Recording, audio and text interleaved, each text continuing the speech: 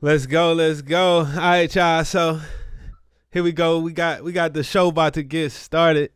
Shout out to the Wavy Seals Elite. Shout out to everybody that's in the chat with the Fuego already. Make sure y'all hit share before we tap in. We see we got a legend in the building. I'm not playing today.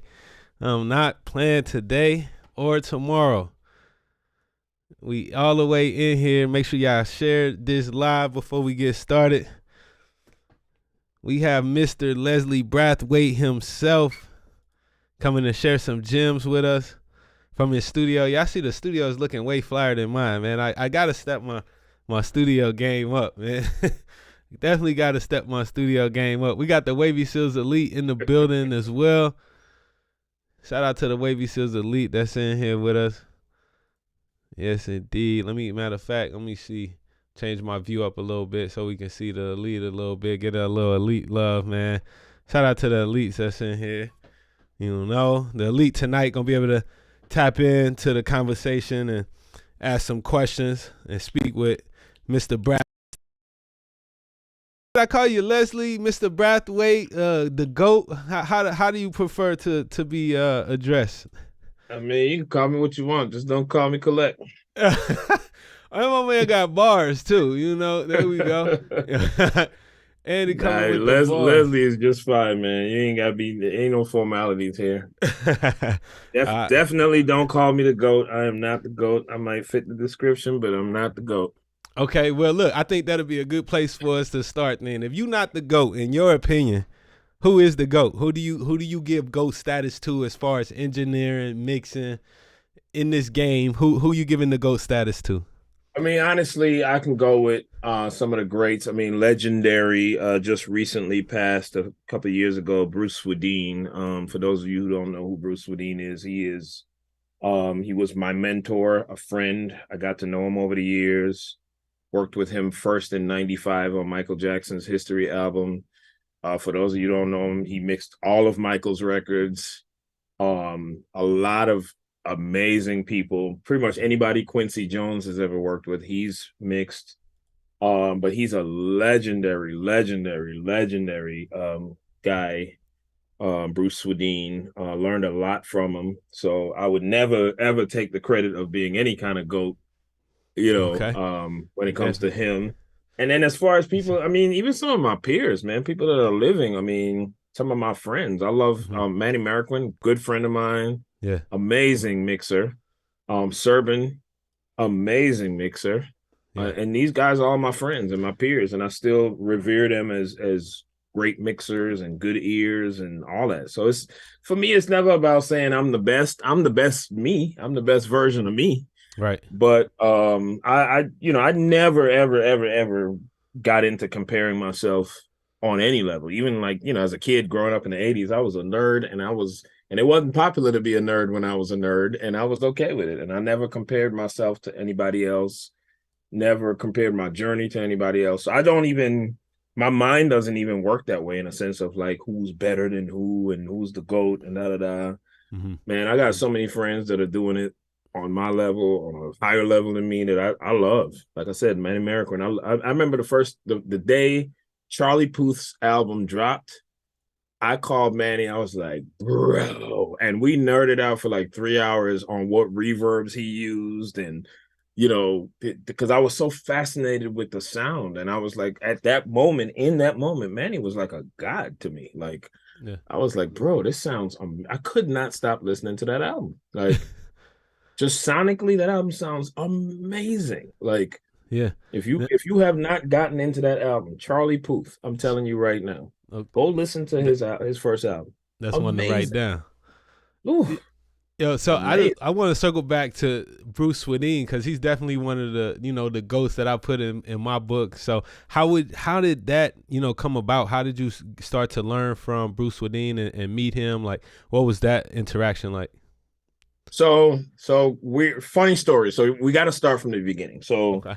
And we'll get back into my childhood roots in music, but obviously, and for a lot of people, this is the same story. A lot of people my age, Michael Jackson was probably the first real introduction into my love of music. I was so into Michael's catalog and Michael as an artist and the sound. Quincy as a producer. I was all in. So Wayne, where you go? Did I lose you? Hope No, I I'm ain't here. losing. I'm here. I'm here. Did I'm we? here. I'm Oh, still okay. here. I just make sure Yeah. we ain't lose you, because then you're gonna come back and be like, "Okay, tell the whole story again." I'm be like, "Damn it, Wayne." Nah, my bad. I'm right here tapped in. No, it's all good. So as a kid, I just loved Michael. I grew up on Michael. Reading the back of those album credits was the reason I wanted to be an engineer. It's the reason I even found out what an engineer was. I remember I used to sit around listening to albums, and I'm reading the credits, and I kept pronouncing his name wrong. I kept saying Bruce Sweden. And I would be like, "Oh, who's this Bruce Sweden dude?" And then I would go back in the day, we didn't have Google, so I had to go to the encyclopedia set and look up what a recording engineer was. And they had pictures of the studio. And You had the Britannica in the crib. Yeah. We had both sets. We had the Britannica and the other one. It was like a blue set and a brown set. Yep. We had both of them. You know, my mom balled out and bought both sets. You know what I mean? Yes. And so I would go to the encyclopedia and look up what is a recording engineer. And they would have pictures of the recording studio. I remember even at an early age, I would see those and be like, "Yo, that's what I want to do. I want to be in there with all the knobs and the buttons." And so fast forward, and again, we'll get back to that story, because that story is a very that part of my childhood is very important to why I even became a mixer, and we'll talk more about that. Okay. But so fast forward, you know, I'm working with Dallas Austin here in Atlanta, and then Dallas gets the call to go work with Michael. Okay. So obviously, and at the time I was his recording engineer. So I'm like, I didn't think I would get to go. I was just like, oh, Dallas just has me recording here, and he's probably going to go and take, you know, the mix engineer and da. And then Dallas came to me and was like, "Yo, you want to go to LA to work with Michael?" And I couldn't even believe he asked me that. I was like, "Are you kidding me?" Like, so here's the thing. So as much as I was excited to meet and work with Michael, I was more excited and more nervous to meet Bruce. I was like, I'm about to meet Bruce Swedien, like the GOAT god of mixing. And like, I was nervous. So, you know, we get there. And for the first 2 weeks, we were there for like quite a few months. Michael had that way of like, when you're working with Michael, he's going to kidnap you for half the year kind of thing. So we got there in January of 95. And for the first 2 weeks, we didn't see Michael, didn't meet Bruce. So I kind of said to myself, okay, this is how this trip is going to go. We just come out here. They stick us in a room. We're going to work on some stuff. Hopefully I get credit, and, you know, at least I'll get a Michael Jackson credit. That's kind of how I was thinking at the time. Yeah. And then we saw Michael walk through the halls a few times, and it would be like this, like, you know, Bigfoot sighting, like, because the way we were at Record One in LA, so every now and then we would be looking forward, but in the reflection, hold on, did my camera freeze? Hold on. In the reflection of the glass that we can see in the front, we could see who was walking by in the hallway behind us. So every now and then we would see Michael walk by the hallway, and then we would all rush to the glass to see if we see him. Like, it was like, you know, a bunch of kids. Yeah, absolutely. And he wore the same thing every day. He wore the exact same outfit every day. He wore a pair of black pants, a white T-shirt, and a red button down over the white T-shirt, but the red button down was open. Same uniform every day. Iconic look. Was there a reason behind this? Is there a reason behind this look, or is there simplicity? I never got an understanding of the uniform. I do understand the uniform, and from a certain perspective. I remember Steve Jobs was talking about wearing the same clothes all the time, and I pretty much wear the same uniform all the time. Like, I always wear a T-shirt, a plain T-shirt, jeans, and then some Jordans. Yeah. And I think I've learned that there's this thing about highly intelligent people that we just don't like to take up our time deciding what outfits to wear, so we tend to wear uniforms. So I'm saying we, because I hope I'm highly intelligent. Yo, I love how you put yourself in that category. Well deserved to be. But I didn't know that you was a Jordan man. That's one thing that Wikipedia don't tell us. So, like, can we please see what heat is on the feet today? Are we gonna do this right now? That's definitely what we. Oh man, see, hey, he got some real heat on. I ain't gonna pull my dad's out right now. You know what I'm saying? If we doing it, we doing it. You know what I mean? Okay. Look, all right. Look, but this what I'm rocking today. You know? Oh, I see you. Okay. You see? I see you. Y'all don't judge me. So apparently that's what highly intelligent people do. We wear the same shit every day. Sorry for cursing. I have a You tendency. please. Um, so yeah, he would wear the same thing every day. And so we would see him walking by, and then we finally get to meet him. One day we're sitting there and he walks in the room, he introduces himself as if he needs to introduce himself. And we finally get to meet him. So there's more of that. There's more of kind of like a couple more days of him coming in, saying hi, just telling Dallas what he wants, and Dallas making records. And then one day he came in and he said, "Hey, want you guys to come over and meet Bruce." And I was like, "It's the This moment." is it. And I was like super nervous. And we walk in the room and they're talking, and then Bruce looks over at me. He realizes who I am in the mix of things. And he goes, "You're Leslie." And I was like, "Yes, and you're Bruce." And he was like, "Come sit." And I sat down and we just started talking. And then he was like, at the time, I forgot what song he was working on. And I was like, "Well, I'm gonna let you go ahead and work." And I started, he was like, "No, sit, mix with me. Come on." And I was like, "Did he just say sit and mix with me? Like, what?" And so I just sat down and we had a whole afternoon of like me and him just bonding, talking about everything under the sun. I'm from St. Thomas, the Virgin Islands. So when I told him that, we had about a 2-hour conversation about that because him and his wife had been to St. Thomas quite a few times. They loved it. Okay. So that was an instant connection piece for us, where I'm from a place where him and his wife used to vacation all the time and they love it. Yeah. And so that was an easy conversation. And then we just sat there all afternoon and he's teaching me tricks and telling me this and telling me how he records Michael and the things he does. And then it became a thing. Every day I would go in, and I would always be the first one there. I would get there first, and Bruce would come in the room and look for me. Like he'd be like, "Hey, Leslie, how you doing? Come on over." And then I'd go over there and we sit and talk, and he'd teach me stuff. And there'd be days when Dallas and them didn't even show up to the studio. It'd just be me and Bruce in the studio. Yeah. So we bonded in that time period in '95, working on the History album. And then we just kept in touch from there. And Bruce also has a connection to Full Sail because he knew Al Schlesinger and all these people connected to Full Sail. Yeah. And so once he found out I was a Full Sail alum and I'm going back, giving back every year, we meet up at Full Sail a couple of times, and then our bond just grows. And him and his wife would invite me. The cool thing about Bruce and his wife is still alive. Her name is B. So she still lives in they live in Ocala, Florida. Okay. And Ocala is on the way to Orlando. I drive every time I go. When I go to Full Sail, I drive from Atlanta to Orlando. And Ocala is on the way. So it became this kind of tradition where most of the times when I'm driving down to Orlando, I would stop off at their house or when I'm leaving.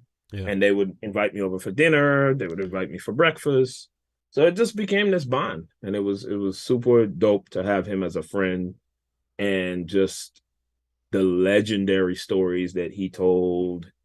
It was everything. Like crazy. I can only imagine the stories that he would tell you about, like sessions with goodness. Michael Jackson in it. Like I know that you want to any insight on any of that, or we need to move on from that. Michael was a very different person privately than he was publicly, and so you got and I got this sense even before Bruce told me stories. I remember, so the first time I met Michael, like individual, not in the group. So what would happen is I would come to the studio every day. Just at Record One in LA. We all had our own rental cars to drive. And so I would come to the studio like maybe 2-3 hours early before Dallas and them would get to the studio. I just figured, I'm the engineer. I got to show up early, make sure everything's ready. And what would eventually be a pattern is, so I would be sitting in the kitchen. I would order whatever food I wanted, sit in the kitchen, and I would sit there and eat and watch the OJ trials, because the OJ trials was happening while we were there working with Michael. So every day, that was my ritual. I would sit there, eat, and just watch the OJ trial. And it became, if any of you are old enough to remember that time period or had seen those trials, it became kind of like a soap opera. It was like the thing to watch every day. Is like, it was always some new character, some new dude, some housekeeper, somebody. Yeah. That it became like this show. It was, and really, I tell people this all the time, and I'm sure I've seen it in documentaries said or referred to, but the OJ trials, that chase, that car chase on the freeway, Mm-hmm. that all was the birth of reality TV when you really think about it. So anyway, so I would sit there every day and I would watch these OJ trials. One day I'm sitting there eating my lunch, watching the trial, and Michael walks in. So it's just me and Michael Jackson in the kitchen. So you gotta know I'm freaking out at this point. Exactly. Because I'm like, again, we got to backtrack to my childhood. This is the person who inspired me to do music, inspired me to want to do what I'm doing. I loved all his records. I had a Jerry curl. I had all the zipper jackets. I would be in the mirror, 4 hours a night like it was my job. I need pictures. I got pictures. I'm gonna send you some Jerry curl pictures. I got some Michael Jackson pictures. Let me tell you. So he walks in the kitchen, and his first words to me were, "Do you think he did it?" And I was like, and it was one of those moments. Have you ever seen it? Was that the Disney movie? I think it's called Inside Out, or one of the movies where the people would be talking to the person inside their head. It was like a whole community of people living inside of somebody. So I had these people living inside of me going, "Oh my God, Michael Jackson's talking to you right now. Michael Jackson's talking to you right now. What do you say? This is really crazy. Oh my God." Exactly. And then on the outside, I had to be composed and be like, "Yeah, I actually think he did it." And then we have a very long, intellectual, unexpected conversation about whether or not O.J. Simpson killed his ex-wife. It was the wildest. That was never. It's funny how life works out. Mm-hmm. You could have asked me that question a million times of, what do you think your first interaction with Michael Jackson would be? What do you think your first conversation would be? And in a million years, I wouldn't have been able to tell you, yeah, our first conversation would be talking about whether or not OJ killed his ex-wife. Like, how do you script that? Like, you know what I mean? Yeah. So like I said, we sat there all afternoon talking about it. And then it became our thing. It became this little pattern, just like when Bruce would come to the room and invite me in and da-da-da. Me showing up 3-4 hours earlier became this thing because Dallas didn't want to start working till like 3 or 4 in the afternoon. And I'm like up at like 10. So I'm going to the studio. Sure enough, I'll order lunch. Michael walks in. If you say out of a 7-day week, that probably happened 5 days every week, where Michael would just walk in. Wow. We'd sit there, eat lunch together, and we'll talk about O.J. Simpson. And we'll, so my most extensive conversations with the King of Pop is whether or not O.J. killed his ex-wife. So did the King think that O.J. did it? Oh, we absolutely thought he did it. I mean, there was as you watch that trial, it was hard not to think that O.J. killed that lady. And it was, and again, that trial, that's a whole nother conversation, but that trial was a cultural touch point in a sense of, I would tell you that most Black people thought he did it, but most Black people wanted him to be innocent because it was a win for Black people. It was a cultural win for us for all the injustice that we had. So that trial was less about a murder and more about the times, if that makes sense. Oh, that makes all the sense for sure. Yeah. So it was such a crazy thing to witness. And you know what's an interesting story? Let me tell you what's the interesting. I got, if y'all will allow me, we got all the leeway in the world. Let's go. I have a couple stories that tie my life into O.J. Simpson. This is going to be so weird. Okay. First story makes sense to this story, which is the night of the car chase. Remember that famous chase where it was on TV? They interrupted a Knicks game to show that car chase. That night is the night that Dallas asked me, did I want to go work with Michael? Because earlier that day, he had talked to Michael's people and Michael. So that night, literally a few hours before that whole car chase, is when Dallas told me I was going to work with Michael in a couple months. You see what I'm saying? Yeah. And I believe, if I got my history right, that either happened in the summertime or it happened later in the summer. It was something around there. But because we didn't go work with him for another few months afterwards. But that same night, when OJ is running and we see it on TV, that's the night I find out I'm going to work with Michael. Fast forward, that becomes the bonding piece for me and Michael, is talking about OJ every day over lunch. I could trip you out even more. Do y'all really want to hear this story? Let's Okay. do it. Let's story time, y'all. Let's go. So my wife and I, so at the time, my wife and I, we weren't married yet at this particular time in, I believe it was 2014. And so we had just finished watching all of the they had just put out this documentary, this 5-part documentary on ESPN about OJ. And it was brilliantly done. And have any of y'all seen it? It's a brilliant documentary. It's 5 parts. It's long as hell, but it's amazing. It won a documentary of the year. Recording in progress. My bad. Yeah. It won, no, you're good. It won documentary of the year. So me and my wife, and at the time she was my fiance, we watched this documentary series. Then we decided to get married. And we didn't do a traditional marriage. We just went to the courthouse, got married, da-da-da. Okay. We then decide, in keeping with our small little wedding day, da-da-da, we're like, let's just go to our favorite restaurant and have our wedding dinner. We go to the restaurant. It's a restaurant here in Atlanta called Canoe. Okay. Beautiful restaurant, amazing spot. It's right on the river. We go, we show up, and they go, oh, and I know one of the ladies that worked there, and she was like, oh, sorry, Mr. Brathwaite, we can't have y'all tonight. There's a wedding, scheduled, da-da-da. Cool. So we go back to the car. We sit in the car trying to decide where we're going. She comes and taps on the glass door and says, hey, the wedding is canceled, so y'all can actually come in to eat. And we said, okay. So mind you, this is our wedding day. We just got married in the courthouse. We walk into a restaurant that's fully decorated for a wedding. They got a DJ, everything. So they paid for everything, but they canceled the wedding. We don't know what happened. So we're the only couple in this restaurant sitting there. Restaurants decked out for weddings, like serendipitous, right? Yeah, I had just left the courthouse. We sit down and we're eating. Then the manager comes out and she says, hey, how are you guys doing? This is the lucky couple who got to sit in the restaurant that's decorated for a wedding and da-da-da. And we found out y'all just got married today and da-da-da, da-da-da. And we're looking at her.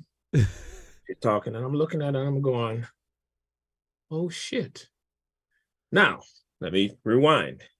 In the documentary, they make reference to the fact that OJ's daughter, who was in the house when her mother got murdered, lives in Atlanta and is the manager of a restaurant. Wow. Right?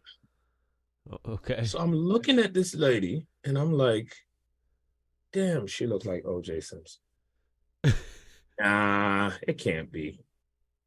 And I'm looking at her and she's talking to my wife and my wife is a marriage and family therapist. So then she says, well, what do you do? And then my wife was like, yeah, I'm a therapist. And she was like, oh my God, I need a therapist. And, and they start talking and I'm sitting there and I'm like, this can't be OJ's daughter. And I'm looking and I'm looking. And then finally she caught me looking at her and she goes, I know what you want to ask me. And I said, are you OJ Simpson's daughter? And she was like, yes.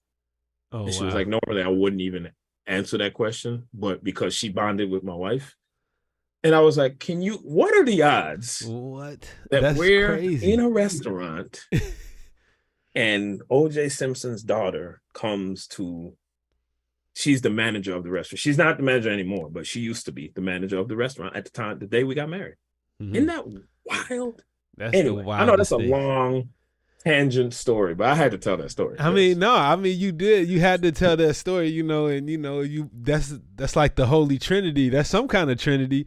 Isn't that wild? Isn't that so wild? I mean, what have you summed this up in your mind? Like, what does this mean? You know what I mean? Like, what? Somehow I'm connected to OJ Simpson. So that's the first thing. OJ Simpson is the connection point between me and Michael's most deep conversations. Yeah. So I don't know. I got the call to go work with Michael on the night when OJ Simpson decided to run from the cops. So I don't know. Then his daughter has a 3-hour conversation with my wife on the night we get married. So I don't know what to do with that. Man, look, I'm gonna put this whole sequence of events into Chat GPT and see what AI has to say about this. I don't know what to do with that one, but Oh man, it was wild. that's So dope. anyway, so yeah, so working with Michael. So yeah, Mhm. sorry those tangent stories came out of that, but yeah, yeah, working with Michael was wild, man. It was such a crazy experience to get to know him on that level. Mhm. Um, yeah, and I mean, I got a million stories. We were there right up until I think we left in June. So we were there the whole time from January to June, Wow. just working with him every day, Every day, no days every day. off. No, and I didn't take a day off. I was like, I'm gonna be at the studio every day, Yeah. and it was amazing. And you know, What is it like mentally and physically, kind of working that type of schedule? You know, is it long hours, or is it some draining you days were away from? lighter than some. Some Yeah. days were just, you know, it got to a point, you know, later in the trip where some days it would be me, Michael, and his assistant just sitting there playing. You know, at the time Sega Saturn weren't even out yet. This is '95. The Okay. Sega Saturn was coming out later that year. And so he has a Sega Saturn, and I'm a video game junkie. So I'm sitting there playing Sega Saturn with him. Some days we'd just be sitting there playing video games. Some days we just eat and watch the OJ trials. Nice. Some days we would work.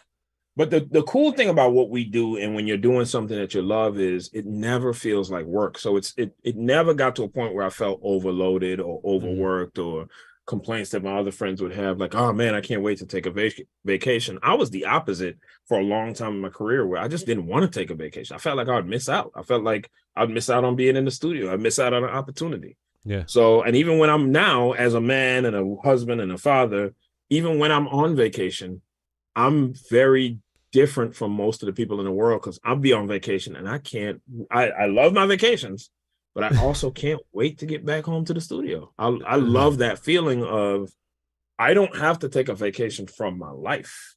I Right. just take a vacation to enjoy my family. But I'm not running from anything. Like, if anything, I'm on vacation thinking about, damn, I can't wait to get back to the studio. So Yeah. I just feel like that's such a blessing to be able to know what you want to do. And this is to everybody in the room. I think that's such a blessing to be able to know what you want to do. You pick this thing, or this thing picked you. For most of us, it picked us. Mhm. Um, and then you just went at it with all your heart and soul. And that's the kind of reward you get, is you get to do something, you get to sustain your life with something that you absolutely love. And when you think about how many people on this planet hate Mondays, they hate coming back off of vacation, and it's the total opposite for me. Like, I look forward to every day. I love doing what I do. I love sitting in this room right here mixing. Yeah. And I was just on vacation with my wife last week. We went on a Virgin Voyages cruise for my birthday celebration, and I'm on the cruise going, damn, I can't wait to get back to mix that what's the name record. You know what I mean? So it's like Exactly. it's such a blessing to be in that position to, like, and I always like to say that so that even in y'all's journeys, you may not be exactly where you want to be in your career. You may be struggling. You may be really putting in the work. But man, this thing is still such a blessing to be able to, like, be, even if you're in pursuit, like you're in pursuit of something that you Mhm. love doing. It's the best feeling in the world. I can't tell you how many people are miserable at their jobs. Mm. Most people on this planet hate what they do. And Absolutely. so Yeah, I it's, mean, what advice do you have, for people that might want to kind of transition into making money from their passion? I mean, no matter what their passion is, I think, like, what's the pathway to that, or at least, like, what's worked for you? I think the pathway that I find it worked for me, and I find it's the most sensible pathway is, and it sounds a little counterintuitive, but I think the pathway is you don't think about money, Mm. because the minute you start focusing on the money, all of your moves are constructed and directed towards that goal. Yeah. What you should think about, and this is what I always want to stress to people, think about getting better. Think about getting better at your craft. That's the thing that should, every decision you make should be through the lens of, is this going to make me better? Is this going to make me a doper engineer? Is this going to make me a doper producer? Is this going to make me a better singer? Is this going to make me a better artist? If you focus every single decision through that lens, the Yeah. money will come. Now, there is practical things to that, which is, yes, you do have to kind of strategize and figure out, okay, I want to make money doing this. Let me put myself in a position. So, for instance, some of the most basic advice I've given to people is simple things like, hey man, I've been at this for a while and I ain't really making no money at this. Okay, where do you live? The answer is usually small town USA. Get out of the small town. You may need to get to a bigger city. You may need to get to a place that challenges you. I tell people all the time, when you finish school, do not move back home. That is the number one killer of dreams. That's a fact. It's your home, your comfort zone, your family. They love you, but your family can be the number one killer of dreams. I can't tell you how many times I know so many people that move back home and then their mama want them to do 50 million things and X, Y, and Z. And you don't develop a hunger for life at home because you got that comfort. You got the comfort of, if it goes bad, you living in your mama house or you living in your grandma house, or you don't develop that seed for survival until you gotta survive. When you gotta survive, when you ain't got no fallback and ain't no auntie house that you can go wash your clothes at, when you ain't got all of that, you figure it out. And that's what builds grit and really is the building block of success, is figuring it out. Like, figure that shit out. Like, you got to figure it out. And for everybody, it's different. There's no one formula. But I promise you, if you don't take nothing else I say tonight, don't move back home. Yeah, that's Get real. out of your hometown. It is the worst environment for you to grow. It is the absolute worst environment for you to grow. Yeah, Leslie, I can definitely, I can attest to that, 'cause we both are Full Sail alumni.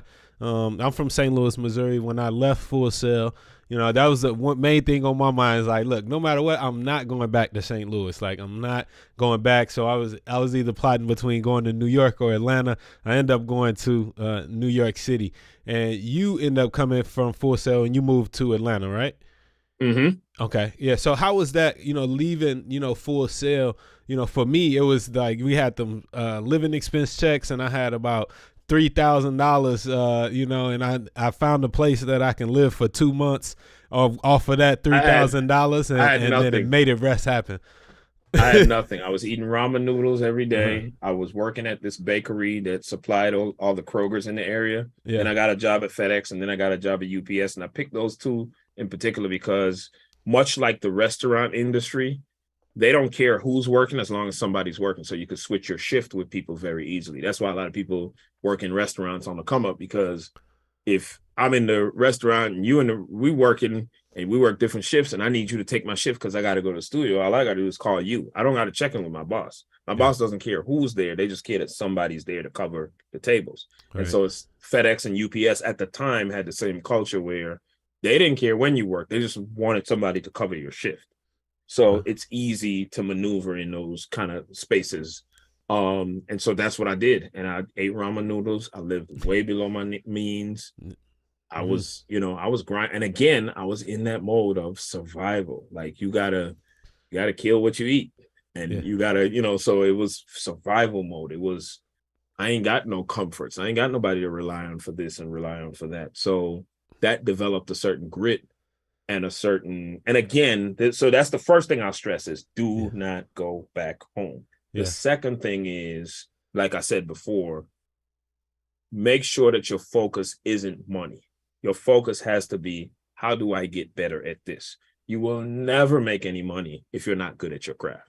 When in anything creative, any entertainment industry, music, film, acting, singing, anything creative, you won't make any money if you're not good, period.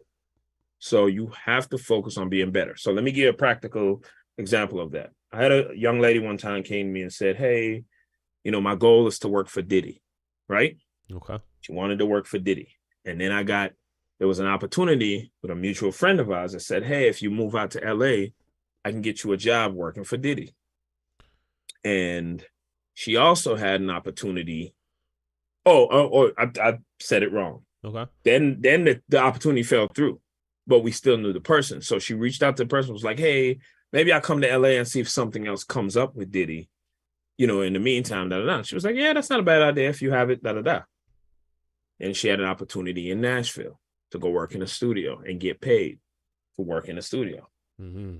She said, well, I don't want to take that opportunity because it takes me away from where I want to be. I really want to go work for Diddy. I said, that's the wrong mentality, and here's why. What you should do, take the opportunity in front of you. Okay. The opportunity gives you the chance to become better. Because what you don't want is to get in front of Diddy and you ain't good enough. You so focused on where you want to be and not focused on what you want to be. So take the opportunity in Nashville, get better. If it sucks, you can, because then I get all the, well, I don't like country music, and what if it sucks, and what if Nashville sucks, and da da da. And that's what people do. They talk themselves out of their dreams every time. And so my thing is, if it sucks, then you make a decision, but you got to give it the chance. Take the opportunity. Young people, and I say that because I just turned 50, so I'm calling all y'all young people. Young people have this thing where they feel like they only got one shot, and they treat everything like, man, I don't want to mess up my shot. And if we go on with the analogy, it's a shot. Yeah. Take a shot. And if you miss, cock the gun back, shoot again. You know what I mean? Absolutely. Even the most basic gun got 6 bullets. And this is America. So don't feel like you got to shoot one shot. This mentality of a lot of shots. I don't want to mess up my shot. Shoot the shot. Yeah. And if you miss, shoot again. And if you miss, shoot again. And then if you empty that clip, put a whole nother clip in and shoot again. And then shoot again and shoot again. So that's what I'm like, this mentality that you can mess up your life, you can actually mess up your life more by not even taking the opportunity or trying the thing. Yeah. You may go to Nashville and it may be the best thing ever happened to you. Worst case scenario, you'll learn something and it'll make you better for when you do get in front of Diddy, that you're, what you need to be at the time. Absolutely. So I remember, and I could tell you my own personal journey. I remember when Pharrell and Chad first came out, when the Neptunes first came out, I remember saying to myself, man, I want to mix for them one day. That'd be great. Never chased a client. I never went to anybody and asked them to mix a record. And fast forward, some years went by, and I've always thought of Pharrell and Chad, and Pharrell in particular, and be like, it'd be dope to mix records for them. I love their sound. I love their style. And then they broke up, and it was just Pharrell producing for a little while. And then I got a call. And this is years later after I've heard they sound.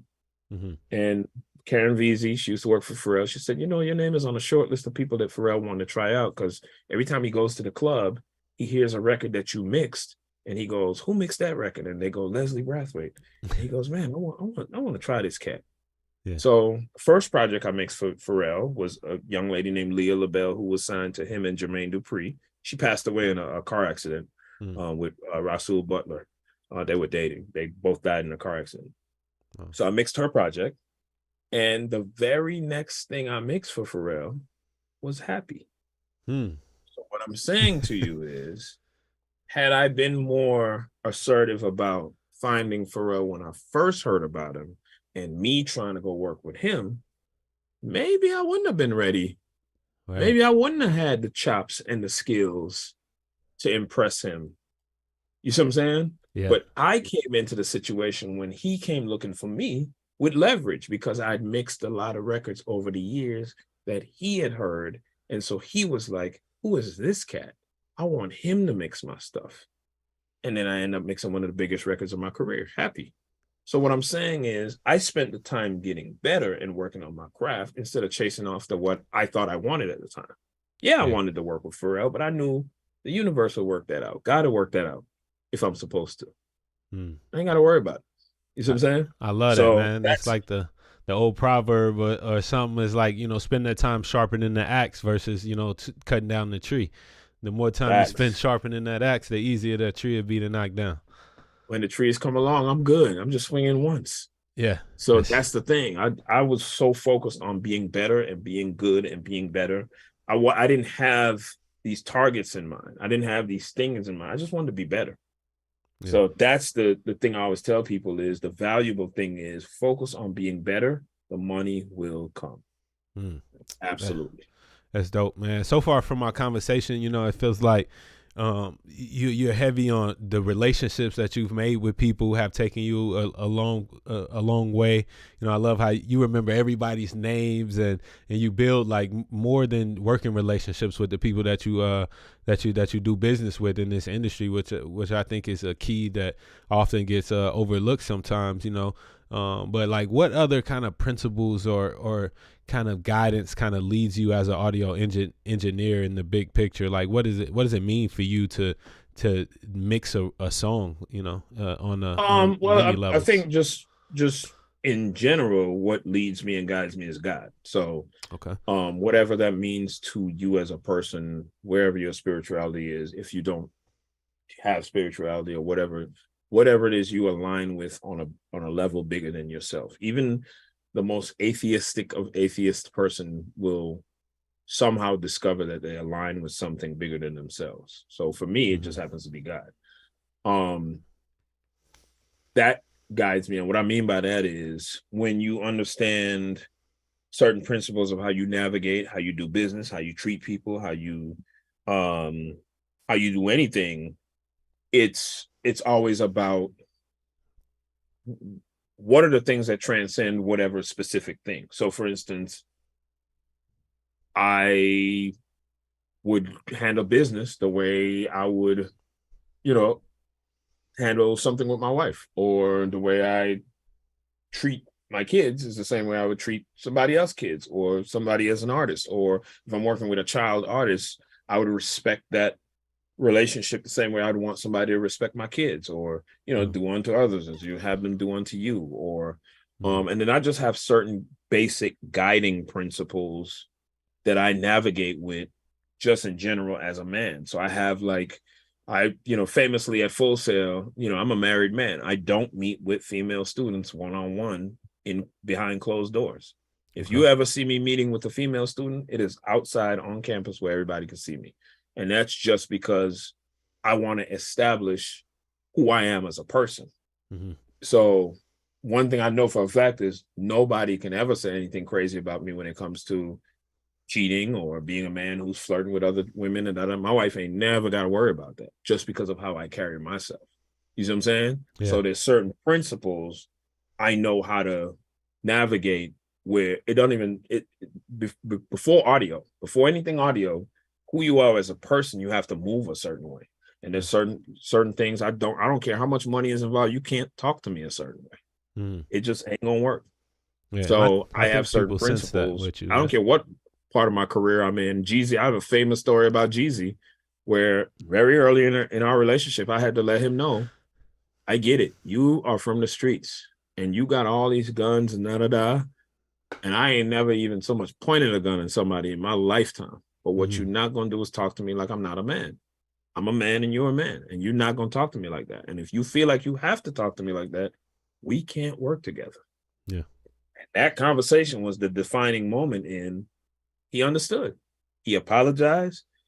And then, a few Jeezy hits later, we good. But, and not to say that my mixing is what made them hits. He would have had them hits with somebody else. Yeah. But I was not going to let anybody talk to me that kind of way. And I just wasn't cool with, so it's about who you are as a person. Those principles have to bleed into everything you do. And then people will respect you, and people will know. People don't even invite me to parties because they know I don't drink, I don't smoke. And again, I'm not judging anybody. I'd be around all of it. I've been around cocaine, people having sex in the booth, people smoking, drinking. I'm just not fazed by that. I'm one of them people who that ain't what I'm on, and that's cool. And I can be around it and not be influenced by it. And so people, when you carry yourself a certain way, people don't even want to do stupid stuff around me no more. They don't want to invite me out. Nobody invites me to any industry functions because I know I ain't coming. Well, you invited to Mix Nick. Let's just put that on the record. Well, that's a different. That's not a function. That's a thing. I'm talking about like parties and when you see people having their release parties and all that. And I ain't going to none of that. Like they know that because I don't drink and I don't smoke, and ironically, I don't like loud music other than when I'm mixing. So that's the thing. They know who I am as a person. When you walk in my room, even at the studio, I have a big TV screen at the studio, and I would just have a rotating set of pictures of my family up there. So everybody who walks in that studio knows, oh, he's a family man. They get the vibe right away. Yeah. When them groupies walk in there, when they're with whoever they with, I'm not flirting with you. Yeah. You know what I mean? And I got all the toys and tools. I remember I used to be a patchwork, and I remember one time I had my keys on the counter, and this chick walked in there. She was with another producer. She was like one of the friends. Mm. And she goes, "Ooh, who driving the Ferrari?" And I was like, I looked at my keys and I was like, "Oh man, here we go." But again, that ain't me. And by the end of the night, she was clear. I'm married. I ain't got nothing for you. I'm not even fazed by that.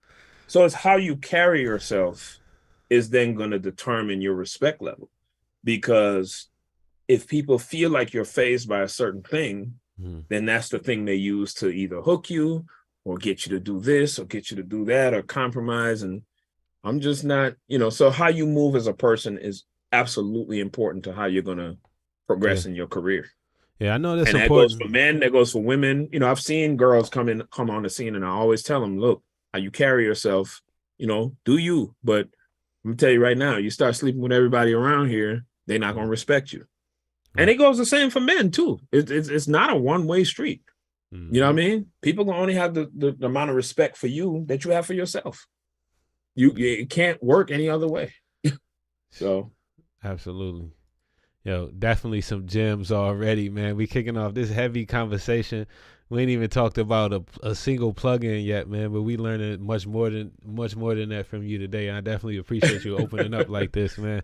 Because we need this kind of guidance. We need this in the community because this is stuff that we don't talk about. That y'all learn the engineering, but it's a lot of times the soft skills, the people skills, the things like that. I love that fact that you got your family up on the screen and the rotating picture, man, just to let people know as soon as they walk in, like, this the type of time I'm on, this the vibe, and then people treat you accordingly, man. So yeah, that's heavy.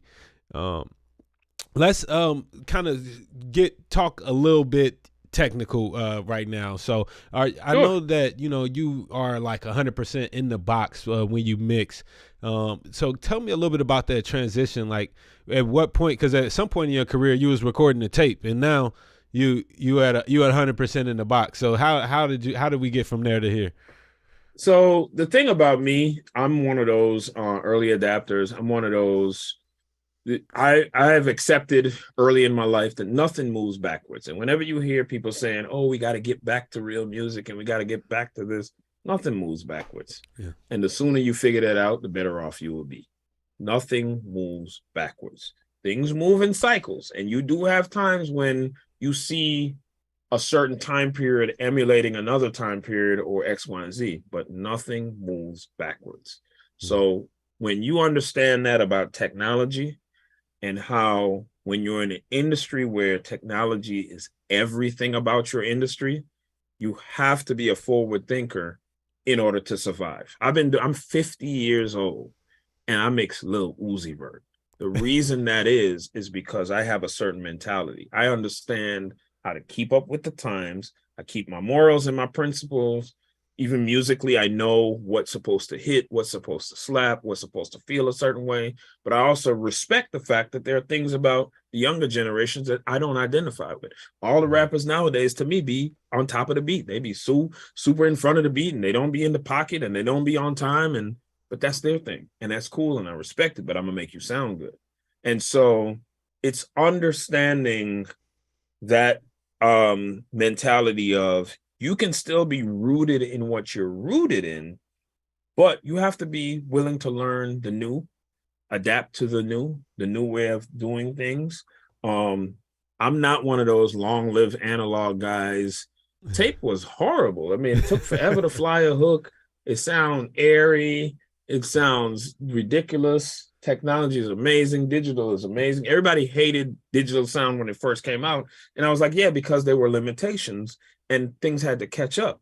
But now with UAD, Waves, all these great plugin companies that make amazing sounding plugins that sound better than the original equipment, because now you don't have to deal with the noise and the hiss and the hum and the ground loops and all the stuff you have to deal with real equipment. And some people argue, oh, that's the magic of it. No, I don't like none of that. I don't miss none of that. Something that like back in the day on tape, it would take about anywhere from 45 minutes to an hour and 15 minutes to fly a hook. Now it takes 10 seconds. Are you kidding me? I don't never want to go back to tape. It's amazing to be able to do things efficiently, quickly, sound great, hit great.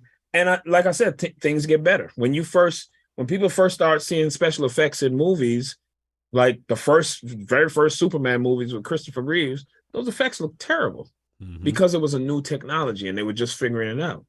But look at a Marvel movie. These movies look incredible. Yeah. You see what I'm saying? Because the technology caught up. So it was about really understanding that the technology will catch up and things are going to, in my opinion, things sound good and better than analog. So I'm not one of the long-lived analog. I couldn't wait to get away from analog. I'm like, next new thing. Whatever we doing, I'm doing it. And even with the new conversation of AI and how people are scared, the thing about human beings is we're always scared of something new. Yeah. And something we don't understand. And I thought one of the most brilliant things I saw the other day, and I can't remember who the artist was. Maybe y'all be able to help me. It might have been Billie Eilish, but I can't remember who the artist was. But what they said was, hey, if you take my voice in AI and make a song, I'll split it with you. I'll split the publishing with you. I can't remember who it was. It was some artist that said that recently. And that's forward thinking. That's understanding that whether you like it or not, AI is here. It ain't going nowhere. So you could say you hate it. You could say how it's going to ruin the world and the robots are going to take over, and none of that's going to happen. What's going to happen is we're going to figure out how this thing can be an active tool in our lives.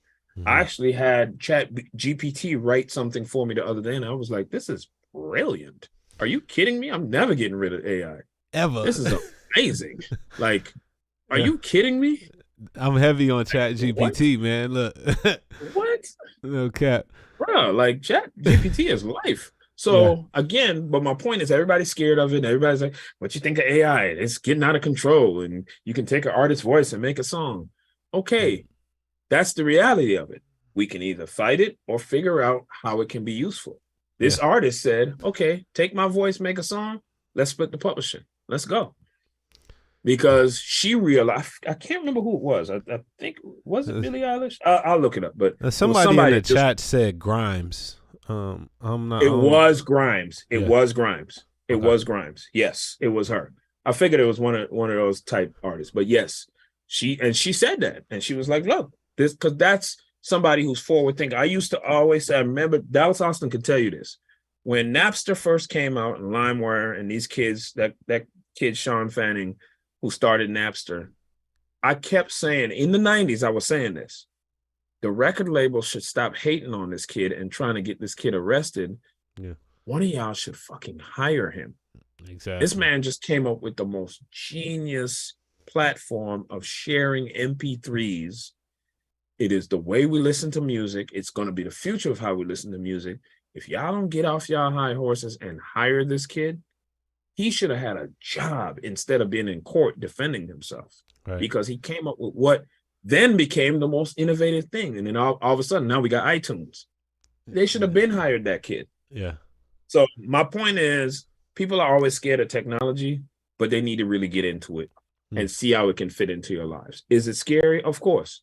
Yeah. But at the same time, it's also very useful. And every phase of life where I've seen brand new technology introduced, I remember when I was a kid and microwaves first came out, and my grandma used to be like, I'm not putting my food in that. And I'm like, Grandma, really?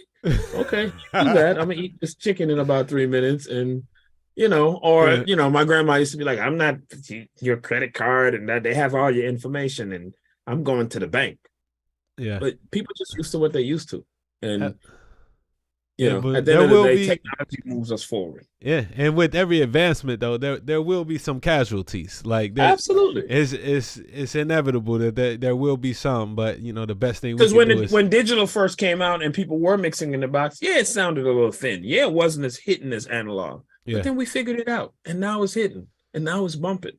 And I have records. I had a guy interviewing me one time. This is a while back, and he could not believe that I mixed Cardi B in the box. He kept saying, no, bro, you had to run it through some kind of summing bus, or it had to hit some kind of analog. I was like, no, it literally lived in the session, printed it in the set. I didn't print through any external nothing. Yeah. But technology allows us to make shit bang now. Like we can make it hit.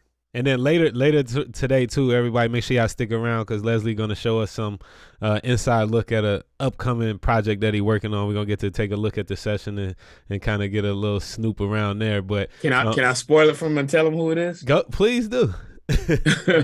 So I'm mixing this new Cardi B record. Now you're not gonna get to hear the record. Yeah.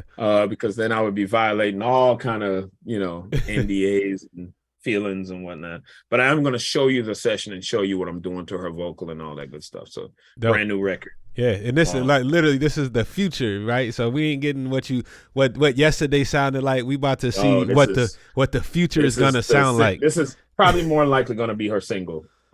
Nice. I can confidently say that because it's jamming. And then there's a featured artist on there who I'm not allowed to say who it is. Okay. But trust me, y'all gonna be excited. Roger that. It ain't on the clip name or nothing that we gonna see that gets it exposed. I hope not. All right, I just want to throw that out there. I don't want you to blame me. Look, make sure it ain't on the clip name or the track name or nothing. Let me see. Nope, I don't think it is. All right, bet. Cool. I can drop hints, but I can't say the person's name. But okay, I might drop a hint or two, but that'll work. It must be Hove. No, that was me just guessing. I don't know. We didn't talk about this. It's not him. All right. So what do you think is the next piece of gear to go? You know what I'm saying? We've seen the tape machine go. We've seen a bunch of other analog gear kind of go or be phased out. What's in your idea? Is there anything that's like on the edge that we using every day that's like it could see a way out of here soon? I think what you're gonna you've seen it already, and you're starting to see it more. And I think it's gonna be more prevalent. Is you're gonna see the complete phasing out of large format studios. Mixing at home. This room is in my home, by the way. So mixing at home in makeshift rooms, smaller speakers. Sometimes even I've done full mixes on headphones. This is gonna be what you see now because our mindsets. Our consumption, everything is changing. So large format, expensive studios with big old speakers, and that's going to be a thing of the past in a minute. It looks great and it looks fancy, but it's really not practical. Like in this room, in this very room, sitting in this very chair is where I mixed What's Poppin', a lot of other Jack Harlow records, some Cardi B stuff. WAP I actually mixed in my truck during the pandemic. True story. But I also finished it in this room. So it's becoming less about the environment and more about the tools. The tools have become so efficient that they make up for the things we used to have to make up for an environment.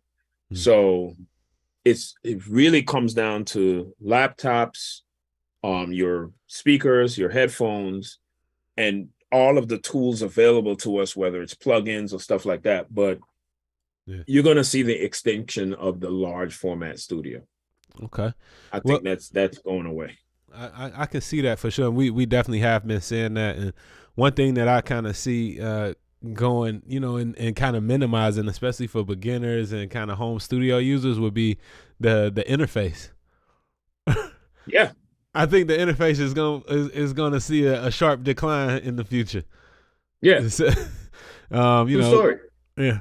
Because it's only going to be a matter of time before Apple gets to a place where they're like, oh, let's really pump up the technology on the interface side and make it to where what's coming out of what's going into the headphones is pro level quality sound. It has the conversion of the D to A built into the computer, and then we're good to go. Yeah. You get your nice USB mic and carry on. Yeah, it's less about the actual tools these days and more about your skills. Yeah.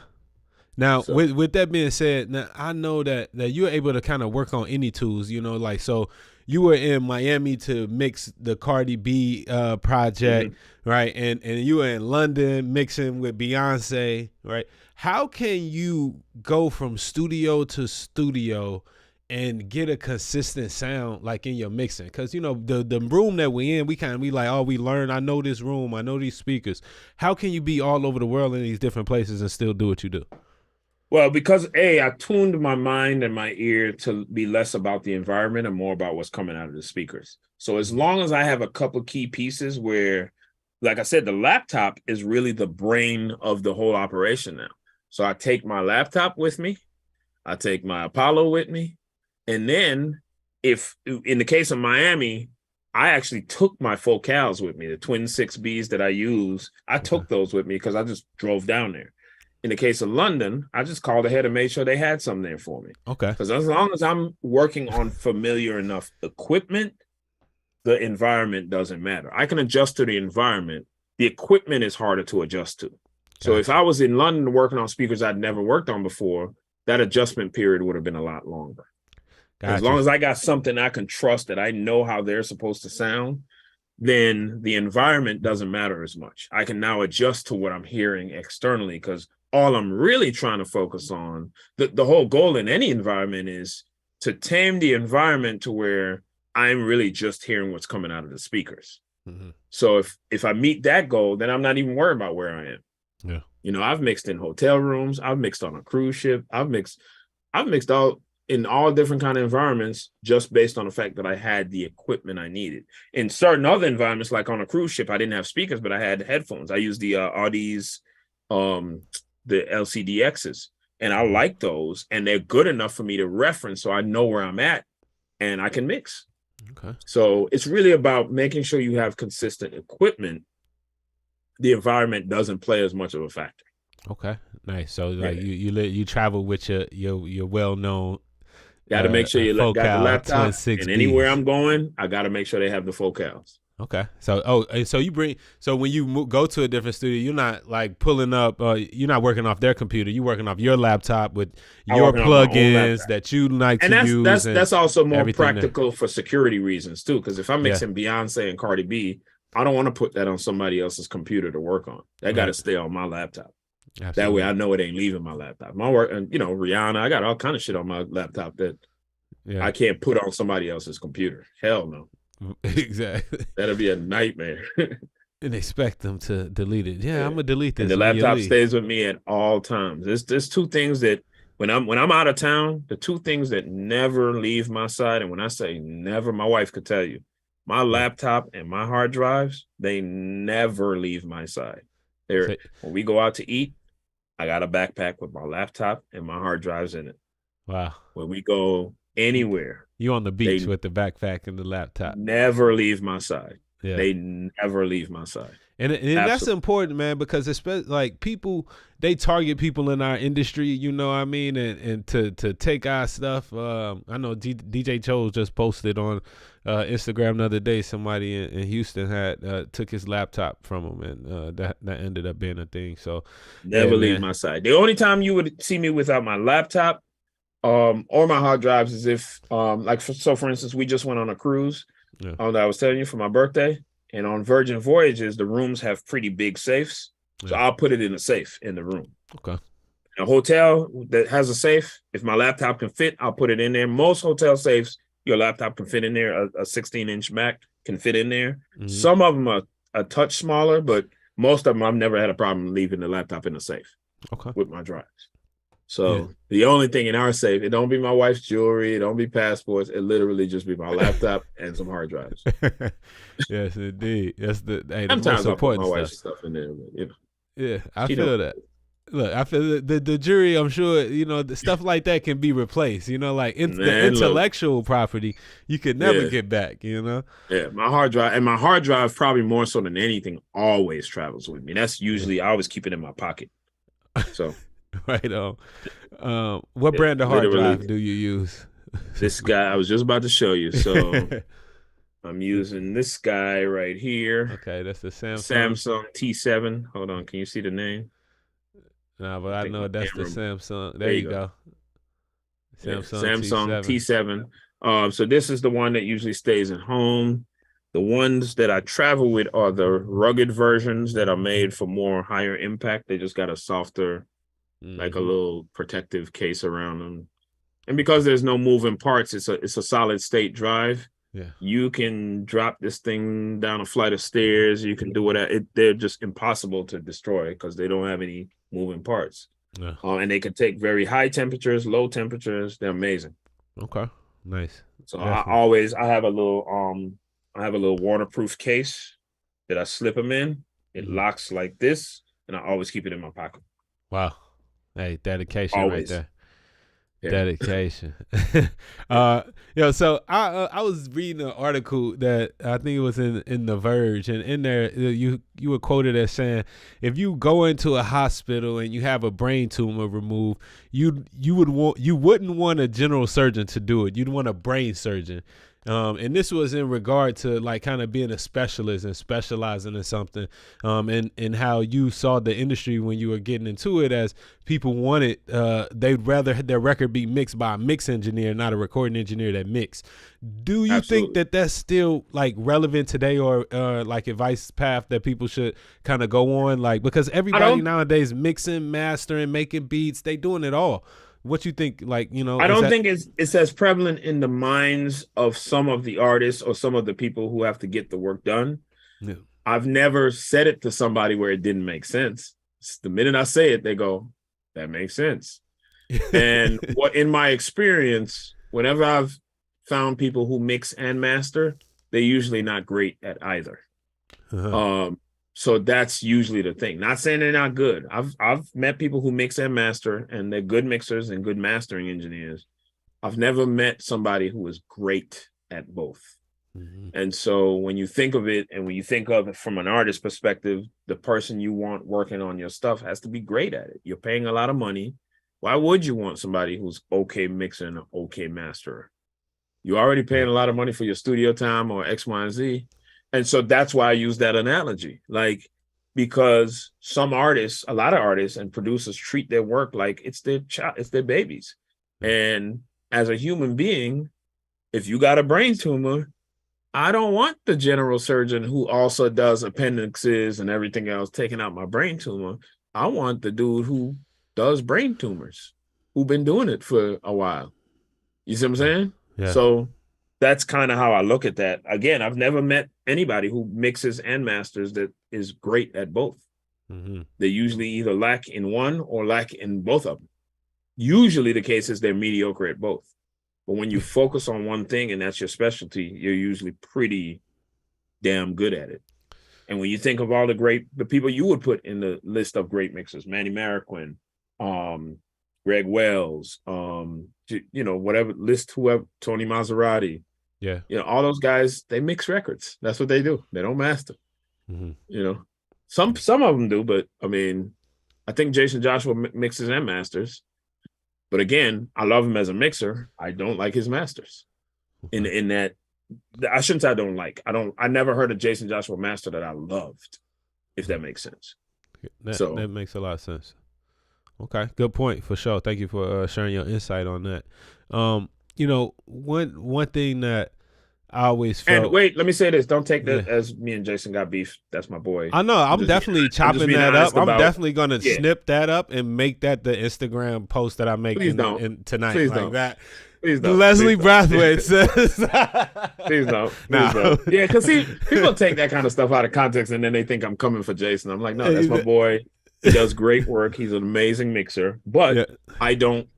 I've never heard a master that he's done and go, oh, Jason killed that master. So I'm just making the point, but I don't want you to take it as I don't like Jason or I don't like his work. So No. I had to clear that up because that can be taken that way. Understood. Yeah. I mean, I feel what you're saying is kind of like the specialist is the specialist for the reason. And when you put it in that analogy of having the brain surgeon, work on your brain tumor, like you wouldn't want anybody else in the job, it really makes a lot of sense, And that's what I would say about myself. Like people have asked me all the time, hey man, do you mix and master? I'm like, no, I just mix. I understand mastering that. And I've had people beg me to master their records. I'm like, no, that's not something I'm interested in putting my name on because I don't feel the same way about my mastering that I would about my mixing. So no. Yeah. So do you have master engineer that you specifically push to like most of your stuff that you feel like you had a best working relationship with? Yeah, it's either going to be Colin Leonard. It's going to be Colin Leonard is here in Atlanta. He probably masters 90% of the records I mix. It's going to be, he's mastered all the Beyonce stuff I've mixed, Cardi B, Rihanna, whoever, you name it. He's Uzi Vert, Jack Harlow. Okay. He's mastered all of the top stuff I mix. Um, Before I knew Colin, I used to get Chris Athens to master most of my stuff, and Chris is still a friend. And ironically, I think Colin learned from Chris, but they're both still in. I mean, it's like splitting hairs at a certain point. And Yeah. I think a lot of times Colin and I just developed a relationship of the timing, because Chris is usually super busy. He's swamped. Chris masters like Drake and all that kind of stuff, so he's always swamped. Yeah. So Colin and I grew into a relationship where I could send Colin a record right now to master. He'd have it back to me in like 20 minutes. And so that became his calling card, and he's good. So him and Chris Athens, Colin Leonard, Chris Athens, those are my two like go-to guys. And again, the only difference between them would be splitting hairs. They're both great and efficient and dope mastering engineers. I like Dave Kutch. There's a couple guys that I like, but those two end up being my go-tos, and it's usually Colin. Yeah. So you definitely recommend that mixing engineers find and cultivate relationship with a mastering engineer, you know, on some stretch of the pain. Yeah, and they can help you out too. I'll tell you something that I think it was Chris who helped me out on this a while back. So I was at Patchwork Studios at the time, and they have these Quested monitors that I mixed on. And the Quested had 4 woofers in each. So each speaker had 4 woofers, and then they had the cones in the middle. Well, one of the woofers on one of the speakers was blown, and I didn't know it. I had no way of knowing it. So I'm mixing, and I'm compensating for that blown speaker by adding more bass to the mix so that it can sound right to me. But on print and on copy, it was wrong. I was adding way too much bass. Yeah. Well, because Chris had mastered so many of my records, he immediately caught it. When I sent him a mix, and he goes, "Hey man, check your speakers. Your mix came in real low end heavy, and that's not like you. Check your speakers. You might have a blown speaker." And sure enough, he was right. So when you have that relationship with somebody who knows your work, they know exactly what you're used to sending them. The minute your work sounds off, he'll know it. Yeah. He'll be able to pick it up and be like, "Wait, your mix sounds way too heavy on the low end, and you usually don't do that. That sounds like you were compensating. That sounds like you had a blown." He knew exactly what to diagnose. Yeah. So that it's absolutely beneficial to have somebody that you work with a lot that can give you that instant feedback. Okay. That way I didn't have to wait till I got to an A&R or a label person to be like, Leslie, this mix is a little bass heavy. Right. And then I would have had to check it in the car and be like, he's right. Oh, I wonder what happened. Then I'd have to do, Chris helped me out right away. Yeah. So in that point too, it's just also good to have another keen set of ears that can be objective to what you listening to what they're listening to, and instead of yourself, right? Absolutely. Yeah. Absolutely. You listen to some, and that's the thing about this. You always have to have a collaborative mentality. Yeah. You always have to be willing to take feedback.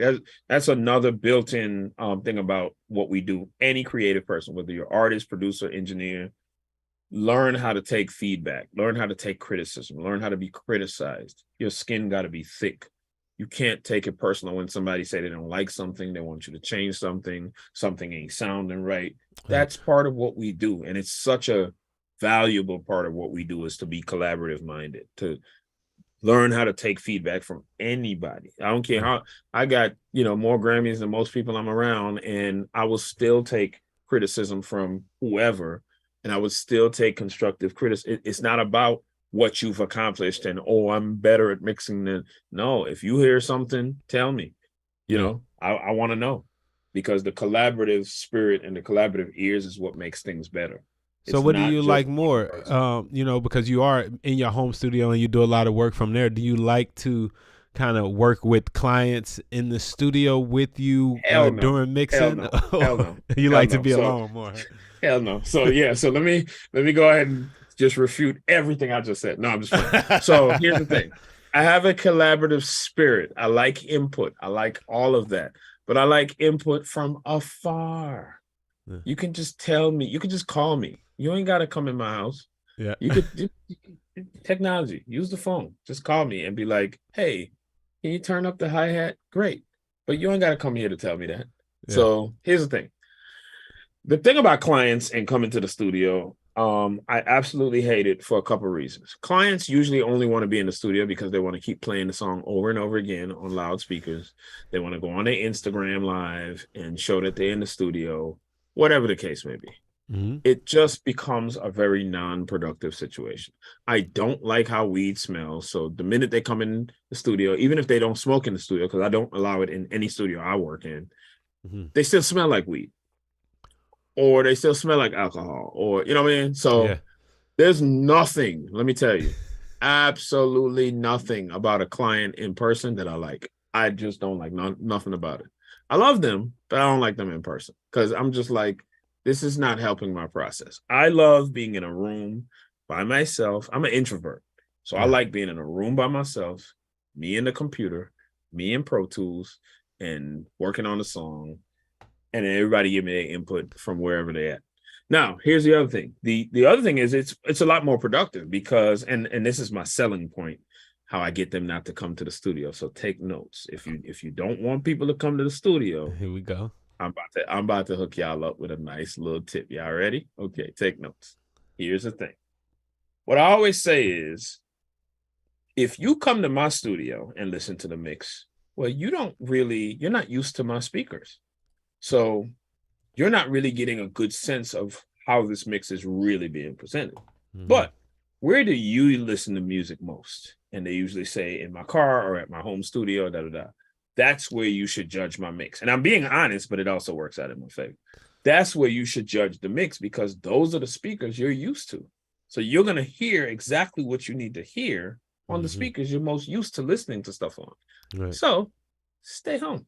Yeah. And listen at home. You and can then they listen go, as loud or as high as you want to. yeah, and then they go, that makes sense. So it's like, once I figured that, I used that a couple of times and it worked, and I was like, that's the ticket. You got to make them, you got to make them feel like, and it's true, but it is beneficial to them to listen on a system that they're used to. I'm not lying. Yeah. It just turns out to also work out in my favor because I don't be wanting people in my. I'm certainly not gonna let nobody come to my house. That's the other added advantage of working from home. If before COVID, if you would have asked me, can I work from home, I'd have been like, hell no. Because in my mind, I would have said, oh, my kid's gonna be talking to me all the time. My wife's gonna want me to do the honey-do list because the honey-do list was popping before COVID. I had all kind of shit I hadn't done around the house before COVID. Yeah. And then when COVID hit, I had to start knocking off the honey-do list because I had nothing else to do. So I would have told you, nah, I can't work from home. What turns out, what COVID taught me is I actually can work from home.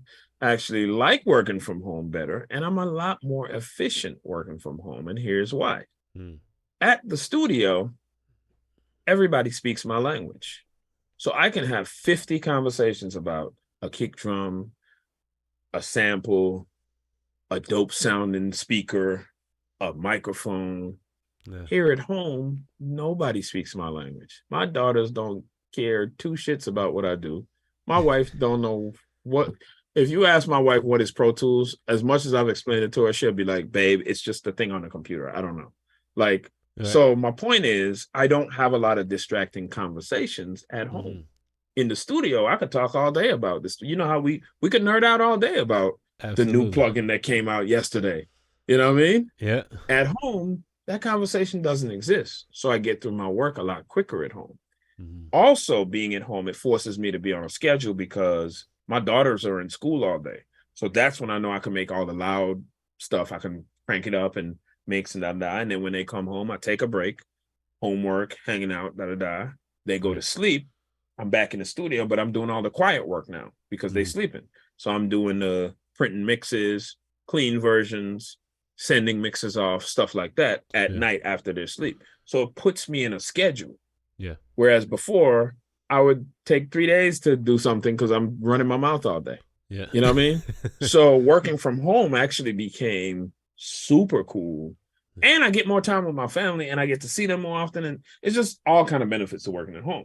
Yeah. So with that, I absolutely, it became one of the best excuses too, because then I could just be like, nah, you can't come to my house to listen to the mix. Hell no. Yeah. So that's an added excuse. But So I typically don't like the clients to come listen to the mix. And of course there are a few exceptions. Queen B, Beyonce gets whatever she wants. If she wants to come to my house, she can come to my house. Has she been to your house? Not this house, but she has Uh, been to one of my homes before. that's When that's we were mixing that's fly. I remember. And Cardi's been here. Okay. And Nice. Uzi's been here, and who else? So Jack Harlow. Okay. So the heavyweights, they Yeah. get a pass. A few And they're usually selects. quick. They usually just come in to drop off a drive or just want to say hi or just want to vibe Mm-hmm. for a minute or X, Y, and Z. But just the typical artist, no. Hell no. Mm-hmm. Can't come to my house. Right. Understood. Absolutely not. I get that, man. Yeah. Yeah. So one thing that I want to talk about, and this is definitely switching gears a little bit. One thing that kind of like made me want to get off into YouTube and doing these tutorials that I do online is that I never saw the representation, much coming up in the industry of, young black men like doing this, or women either. There's definitely wasn't a lot of representation of women. And that was just never a thing, like the all the engineers that I looked up to were older white men. Even once I was on YouTube and I was diving into it, like I learned a lot from Dave Pensado, and really like my whole style has been modeled off In the Layer, right? And for the most part, and so like I want to know, like, as you coming up in the game, especially like in the 90s, right, and that kind of more earlier time frame, have you ever dealt with any like racism or hardships being a black man and being a mix engineer? What's interesting? What I tell people all the time is I have found the least amount of racism in my life in the music industry and in the creative industries in general. Not to say there isn't any, but what you also got to remember is my experience dictates that, in a sense of I'm in Atlanta. I'm predominantly in black music. Anybody who grew up in the hip hop era, I'm a hip hop head, literally born the same year as hip hop. And so what happens is hip hop drives every culture today.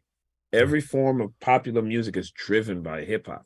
And so what you have is in the 90s, it was prevalent to where you're working on hip hop or some type of black music. So it was actually cool for a producer to see a black engineer. They wanted that. They wanted to see that. And it's the same thing I tell women all the time, young female engineers, I always tell them, like, look, don't look at that as some kind. I remember one time I got so aggravated when this young lady asked me this question. She said, I'm at a disadvantage because I'm a black woman. And I said, stop. I said, stop right there. Mm-hmm. You are not at a disadvantage. You actually have a superpower. Yeah. Here's the thing.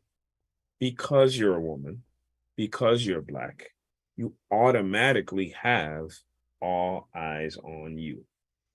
What you do with that now becomes a thing. So we've all heard it as minorities. Yeah. We got to work twice as hard to get half as much. And that is just our reality in this nation. Mm-hmm. We got to work twice as hard. So I'm just telling you, as a young lady and as a young black lady, bust your ass, be good. Because when they see you, they're going to see you. Yeah. You actually have a superpower. You actually stand out. The number one question I always get is, man, how do I stand out? People ask me that all the time. How do I stand out to get that job? Well, you have an advantage, ma'am. You're black and a woman. You automatically standing out. Yeah. Just go be good. Go be good now. And so that's the thing. I looked at that as in 1992, when I came into the industry, I didn't have to worry about standing out. I just had to worry about being good. I was already standing out. You walk into a room and see a young black engineer sitting behind the board, I'm standing out. I'm the standout. Yeah. They don't see that often. Now I just got to be good. Because what I don't want to do is stand out and be whack. So I was so focused that, again, back to the point of work on being great. Work on being good at your craft, great at your craft, better at your craft. Because we already everybody in this Zoom, we standing out already. Yeah. You know what I mean? In that space, we standing out. Mm-hmm. So that's the that was a key thing, is understanding that. But again, it never really worked as a racist thing, even from the white engineers, It was always love, and it was always people were genuinely, and what you find in creative industries is the creativity and the love of music supersedes any bullshit. So Yeah. people are just genuinely happy that you speak the language they speak. It's like your tribe isn't about if they look like you. Your tribe is about, damn, do you relate, man? Do you hear that kick and snare? Do you hear how that song makes you feel? That's our tribe. Like, I Yeah. don't care, what color you are. Yeah. Is it, do you feel what I'm feeling? Do you feel me? That's Yeah. our tribe. So that language is different in the creative space, especially in music and in the creative space. Word So up, man. fortunately, haven't had too much of a rub on that. Have had some, but nothing. I've had those moments where, early in my career, somebody walk in the room and go, I'll be sitting at the board and it goes, "Oh, where's the engineer?" And I'll be like, Yeah. but that's something sometimes that you have to chalk up to. That person may not just be may not be racist. Right. That person is just going off of what they see. Exactly. They just have never seen that before, and that's kind of jarring to them. And their first instinct is to think, "Oh, you know what I mean?" Yeah. It's no different from if my wife tells me, "Hey, babe, I got a lady coming over to do my nails," and then somebody rings my doorbell and it's an Asian lady. My mind is going to assume that she's the lady my wife was talking about. Right. That's not the best way to approach that, but unfortunately, that's what my mind is going to do. Mm-hmm. If my wife say, "Hey, this lady's coming over to do my nails," and then the doorbell ring and I open the door and it's an Asian lady, I'm going to say to myself, "Oh, this must be the lady that came to do the nails." Right. That ain't, I don't feel like I'm a racist, but that's a bias that's already built into my brain as, oh, if it's an Asian lady, she must be the one here to do the nails. And that's human to do that. And we have to make associations. Absolutely. Otherwise, and is it we right? go crazy. No, but it's human. Yeah. Yeah. Absolutely, man. Thank you for sharing your experience on that. I know it's a topic that a lot of people don't like to talk about, but I think it's important to at least bring it up. Absolutely. And have that discussion. Absolutely. Yeah. And I would say shout out to the people who, this is something I always say too, and it's specifically to the women in this Zoom. I see a couple of y'all. I see Musically NMC. I see B Girl Music. I see a few of y'all in here. Yes. Specifically to y'all, I've always said this, and I've always believed that it burns me up to this day that women don't make the same pay as men in certain spaces, which I can't understand for the life of me why that's even a thing. But the thing is to understand that the burden really isn't on y'all to change the culture. The burden is on us. Mm-hmm. The burden is on the oppressor to change the oppressive culture. So to the men in the room, it's really our responsibility. The burden is on us to do better so that these young women have equal opportunities. The burden isn't on y'all. It's on us. Facts. To do better. So when I meet people, like I knew Pharrell was in my tribe early, because when I met him, he has this thing where he tries to only hire women. He gives a lot of opportunity to women. If you look at his staff, it's 90% women. So his thing is always, if there's a female engineer, he's on it. Oh, send her to me. Let me see how she does. And da-da-da. He's always about that. Janet's like that. Beyonce's like that. Beyonce has a band. I think it's all females in her band. And, so everybody's always about empowering the people that have been the most oppressed or the most silenced in a thing. And I love that. So I think it's important for you as women to understand it's not on y'all. Yes, you do what you can to stand up for yourself and da-da-da. But it's really on us. You men in here, it's on us. It's on us to do better, to really champion for our ladies, our sisters, and do better in that department. So it's really on us. And that's, every time I do like stuff at Full, I've bitched about this before, where they like have a, panel about, women in the industry. And on the panel, it's all women. I'm like, no, on a panel about women in the industry, it should be some men. Some of us need to learn something. Some of us need to advocate for the women. It shouldn't be a panel about women in the industry and it's all women. I understand the nature of that is to get the experiences, but if we're trying to do better, men need to be on that panel too.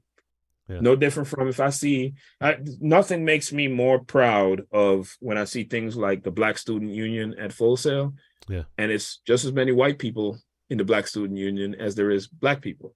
Mm-hmm. And what that tells me is they want to learn, they want to be a part of it. They don't just want, it's not just something for Black people. It's a Black Student Union, but it's about how do we learn from each other. So on a panel about women in the industry, I want to see men on the panel. I don't want to just see women. That makes sense. It would be no different if we had a panel about being Black in the industry. Yes, we want Black people on there to talk about their experiences, but we also want white people and Asian people and Mexican people and da-da-da, so we can all understand the experience, not just through the lens of the oppressed. It's incumbent on the oppressor to fix the oppressive conditions. Absolutely. Yeah. Thank you so much, man. Sorry, I feel real passionately about that, so I will go on and on about that. Like, absolutely, that's definitely important topics, and like that's an interesting take on, you know, not just having the women on the women in music panel, but, you know, bringing men on the conversation too, so that we can learn from and, you know, start to understand the women's experiences more, and so that makes a lot of sense to me.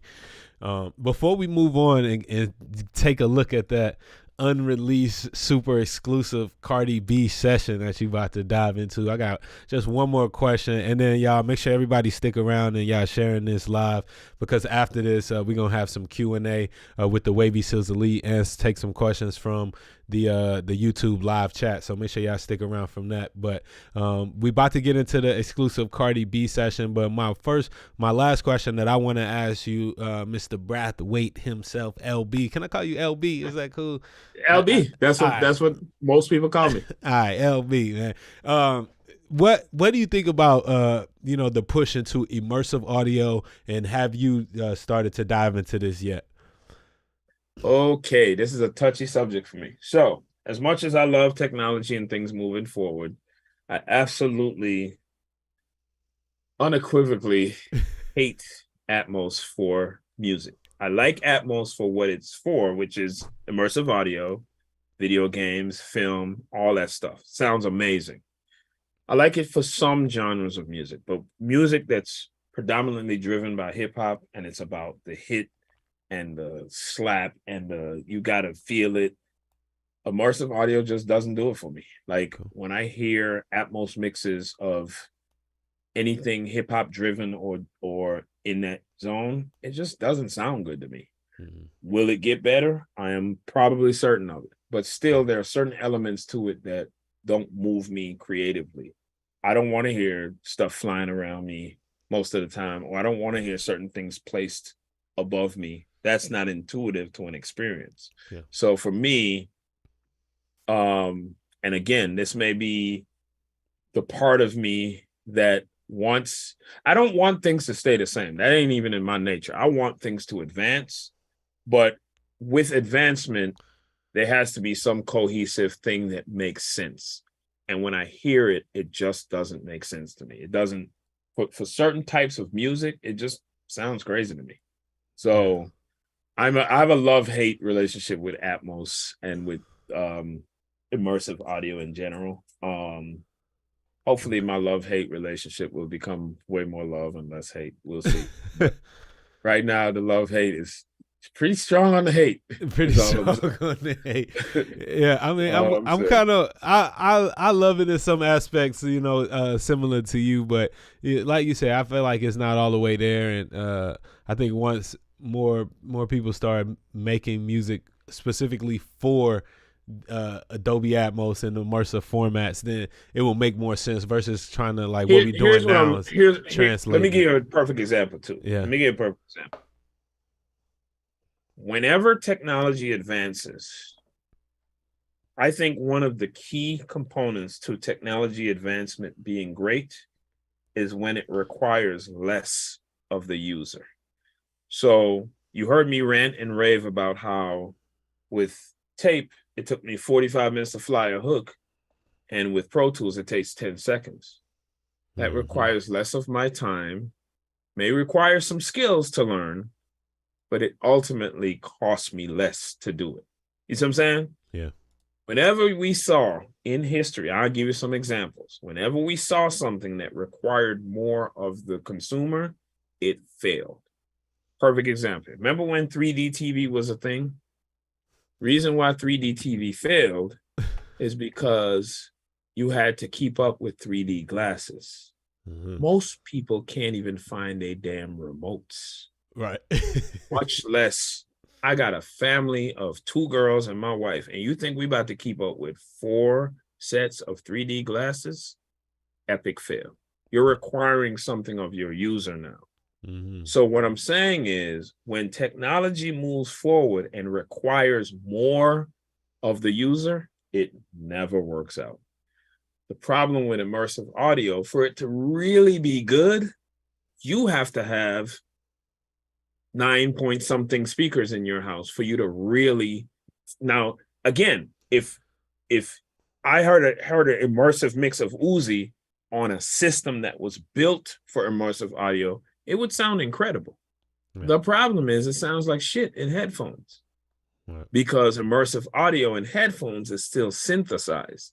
It's still giving you the illusion that something is above you. When you're in a room with speakers above you, that's not an illusion. The sound is actually coming from above you. That's a much different experience. So so what I'm saying is, for immersive audio to really sound great and for it to really catch on, in my opinion, it has to require less of the consumer. And right now, the consumer has to invest too much to get the best experience. And I've done this in so many rooms. I've asked a room full of a bunch of people who all listens to their audio with the spatial audio button hit on when you listen to Apple or iTunes or whatever. Nobody does. There's some definitely. I got mine's off. I can't lie. I turned it off because when most of the time I'm moving around, and I hate that feeling of like I turn now the vocals over here. Let me do a quick catch up on this in this Zoom window. Yeah. Physically raise your hand if you listen to spatial audio when you listen to your AirBuds or AirPod Max. I got one hand. I got Lex. DJ Just 100 said, and nobody else raising their hands. That's my point. And it's there. So, you don't got to do nothing else but hit a switch. So it's just, to me, the technology just hasn't gotten there yet, and it requires too much of the user to enjoy the experience. Wow. When things don't require anything of the user or require less of the user, they take off. But the minute it requires more, it's a problem. Yo, that makes all the sense in the world, for real. Thank you for breaking it down like that. I never thought about it like that in my own, but now I got a whole new view on it. So we're gonna see, man. Yeah. All right, y'all ready to see this exclusive, never before seen or heard, and you're not gonna hear it tonight, but you're gonna get to see the future of what mixing is looking like from Mr. LB himself, man. He about to give us a little walkthrough of a session that you want to preview the session, preface it for us. Yeah, so what you have here is, let me just show y'all what y'all looking at. Can y'all see it? Everybody can see it? Yes, sir. Okay, so what you're looking at is typically a setup from me. And I'll walk you through every track, everything, every plugin, however you want to do it. So first off, you'll notice, I had this done for a specific purpose. I was showing somebody something. Usually my sessions don't look like this. They usually look like, all of the tracks are usually the color of the actual track. All the clips in the track are usually the actual color of the track. And I'm going to color code them right now how I usually color code them, so you'll see. So for instance, my tracks are usually always this color, and it's not about the colors, it's about the organizational system. And I'll tell you why it's important. My leads, these are my leads here. And usually my leads are red. And did I do my track color thing? Maybe that's why. So usually my leads are red. And then This looks like her hook. So usually my hook is this color, like a blue or aqua blue, somewhere in there. This is also a lead, and that's also a lead. And I'll usually keep that red as well. So the reason why it's important to organize, color code, organization is important for a couple of things. It keeps you from making mistakes. When your stuff is organized, when you know how things look and how things are supposed to look, your brain automatically stays in this realm of not making mistakes. You can make a lot of mistakes when you're not organized. And by mistakes, I mean things like printing the wrong track or not unmuting a track when you're printing the TV, or just all these different things where when you know what the color schemes looks like, it's a lot more pleasing to the eyes, so you can go to things quickly. You can know where, what is what, that kind of thing. So how my sessions typically look are the demo track and the beat or of some sort up here is usually where the stuff they sent. I usually reference that stuff sometimes to hear what they were hearing, to hear what the demo sounded like. The thing I'm always thinking of is what made them fall in love with the song. Let me not try to just deconstruct everything. They had to fall in love with the song from the rough in most cases. So let me listen to the rough. Let me see what it is that they fell in love with. Let me see what it is that sounds crazy. So my typical, and these two tracks, I think, are just different edits of the song to kind of, they probably were different edits that they wanted me to listen to how the edit in this part of the song sounded on the bridge or X, Y, and Z. So then my main aux track is usually called Yep. That's an inside joke between me and T-Boz from TLC. So my main aux track is always called Yep. And so this is where I would monitor the mix through. Usually I'll have the output on 1 and 2, which is sending to my Apollo, which goes to my speakers. The reason why it was selected to bus 127 and 128 is that's what I print through. So from there, it goes to one of the print tracks. My print tracks are always bright green. So these are my print tracks. So I printed the first pass of the mix on this track. The second pass of the mix I printed here. And then, so we got all the way up to mix 4, I believe. And then I printed an empty verse pass because of the feature that's going to be on here. They wanted her to hear it with the verse empty so she can, put her thing in there. So I just gave away a hint. It's a she. It is a That's she. all you're going to get. That's all you're going to get. So these are the different passes I printed in bright green. Can I interrupt with a question? Sure. Yeah. Why do you prefer to print over bouncing the disc? I usually like to hear it as it's going down. I think that's just the old school in me that we just did that. We listened as it ran down. Okay. It's just something I like to do. It's part of my process. There's no technical reason for it. I just like to hear it as it's being printed. I like to know exactly what I'm sending to the client. Awesome. And there's a way, once you listening to it as it's going down, then I don't have to listen to it again.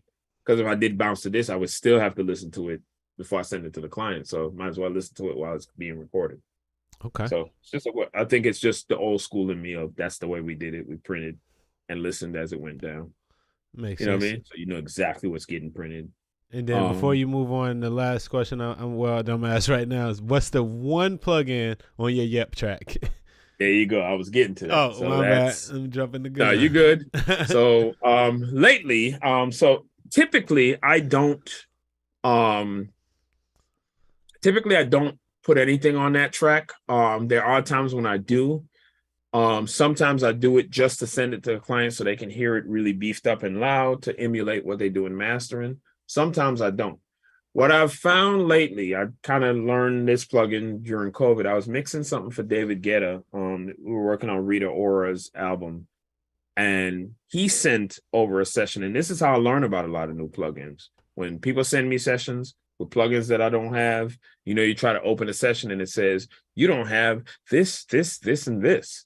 And I go, okay. And I go buy all of them because I want to learn what is these plugins that I didn't have? What do they do? So instantly, whenever I open a session and it says I don't have a bunch of stuff, I go buy everything that I don't have. And then I learn, how is this person using that plugin? So David Guetta was using this plugin, and he was sending, it's like a mastering processor, and his settings were kind of like this. He had the push, which is basically the compressor. That's what the push is. Volume is what it is. Volume outputting the device. You can add a little bass to the entire mix. You can add a little air, which is high end. The body is usually the mid. The focus button kind of keys you into how well it focuses on the frequencies, or how wide the bell curve is of the frequencies it focuses on. Width usually tends to spread it out in more of a stereo fashion, so you get a wider mix. The analog button I never mess with too much, but I think it just adds a little analog air kind of hiss. The transients help determine how it's going to attack. Like if you got something with a lot of speedy kicks and snares and high-end EDM stuff, you might want to bump the transients up a little bit to kind of catch the reaction of things. But I typically, when I use this plugin, I typically only do a little push, which is the compression, and I do a little volume just to kind of get it really cranking to compete with the other things they may be comparing it to. So that's what a lot of times that's what you're gonna have. And I liked it when he had it on his session. I was like, oh, I kind of like this. And I printed with this on, and I backed the overall. When this is on, then I would back the overall fader down like this, maybe like to about 4, just to give it some headroom so that I'm still leaving headroom for the mastering engineer. But I like the sound that this created. I'm not necessarily printing the volume level of what this creates. I just like the sound of the compression. Okay. So I tend to use it every now and then. I use it more often than not now because it just gives it a nice little crunch, gives a nice little cohesion, little glue to the mix that I like. So that's usually the only plugin you'll ever see on my master fader, if you see one at all. It's the T-Rack S1. And it's made by IK Multimedia is the name of the company that makes the plugin. And I can't remember how much it was. Maybe like $100 or something. Okay, dope. So, I like when it's just that and then how I have it is all my vocals feed into a main vocal aux that then feed into the main track. All my instruments, which are the brown ones here, feed into a track I like to call tracks, and that feeds to the main track.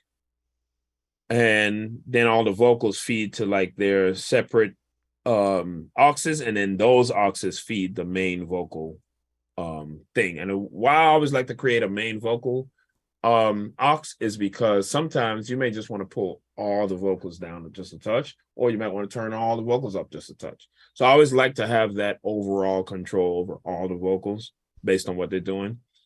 I typically, so when you move down here to my instruments, I typically don't, sometimes you'll see people who have like drums, guitars, strings, they group the instruments and then they put them to a main aux. Yeah. I typically just put all my instruments to a main aux. What that does for me is it's the way my brain works. If I have a drum aux and a guitar aux and a string aux, I'm going to be playing with them the whole time. I'm going to be like, oh, maybe let me turn the drums up a little bit. Oh, maybe let me turn the strings down a little bit. It's going to give my brain the notion that I should be messing with the relative volumes between those groups. So I don't want to do that. I like to just stay committed to a mix. Let me mix this thing. Let me get it feeling a certain way. And I give myself less options to second guess myself. Because then you'll start going, oh, maybe I should just turn the drums up a little bit. When that's a little harder to do, you don't tend to go into that mind frame. You just mix how you want it to sound. Key side note, people ask me all the time, how do you know when you're finished mixing? For me, when I start second guessing myself too much, when I start asking too many questions, when I start going, should I have turned the kick up? Should I have turned the kick down? Maybe I need to turn this up. Maybe I need to da-da-da. When I start doing that, when it's like 3 or 4 questions in a row, I'm done. The mix is over. Because what I tell people all the time is you can unravel a mix just as much as you mixed it. You can sit there and mess up a song just as much as you mixed it to make it sound good. You got to know when to stop. That's a And you fact. got to know when to walk away. And it's hard because sometimes it's hard to detach from what you're doing, but you gotta come up with that formula in your head. For me, it's when I ask myself too many questions, time to quit.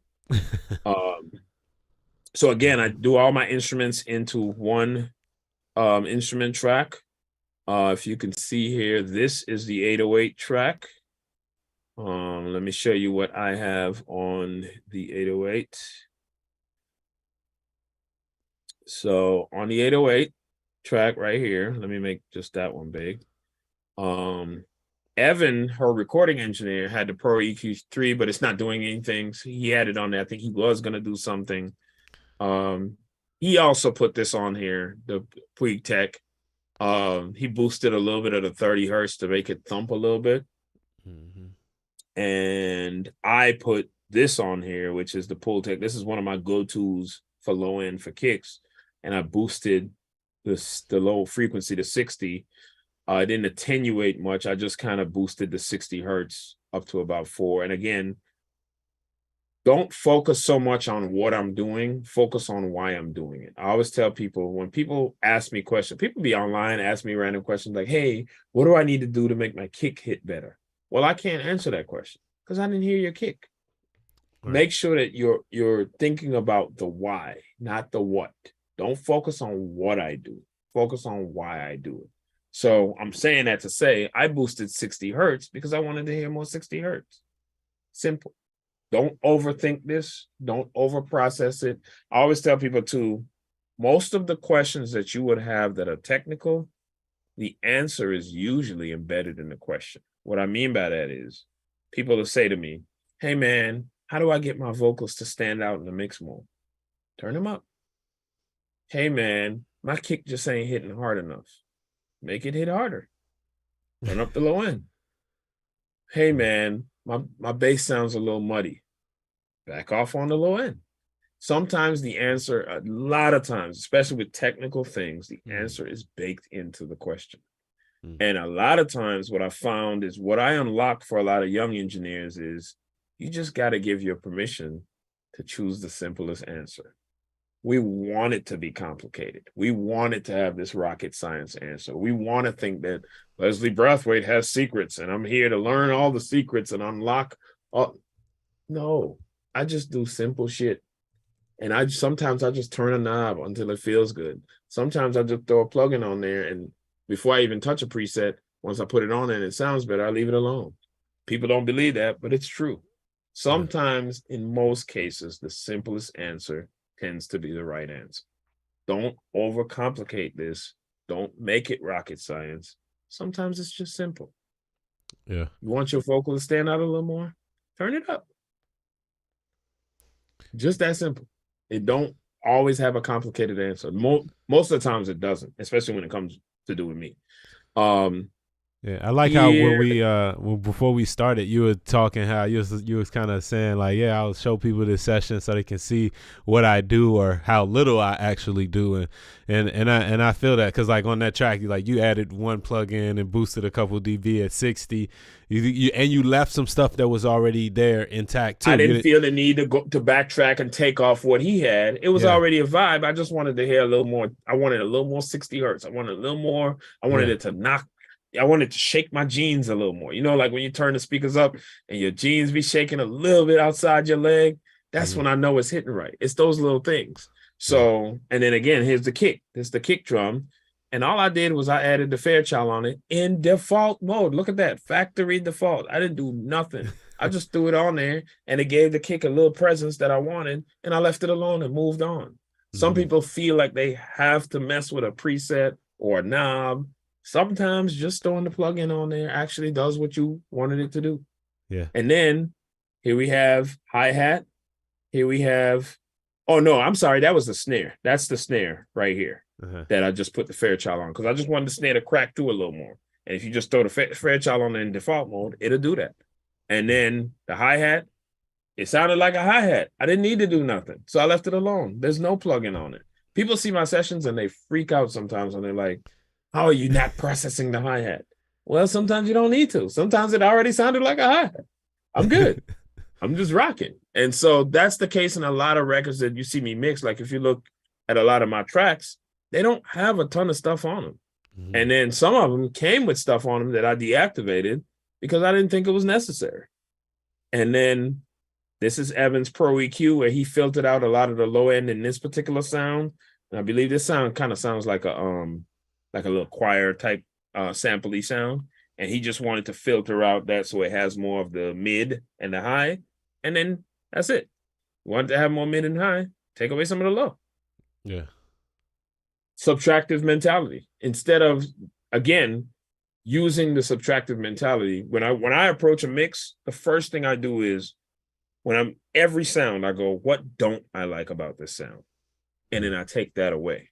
Instead of what tends to be the intuitive way to approach it is, ooh, let me add some this or let me add some that. I'm always subtracting. And I look at it like when I clean up a room. I always use that analogy. If you come into a room and you want to clean a room, first thing you do, you don't just start cleaning surfaces, you remove the trash. You take out the things that don't belong in the room. Then you start cleaning surfaces.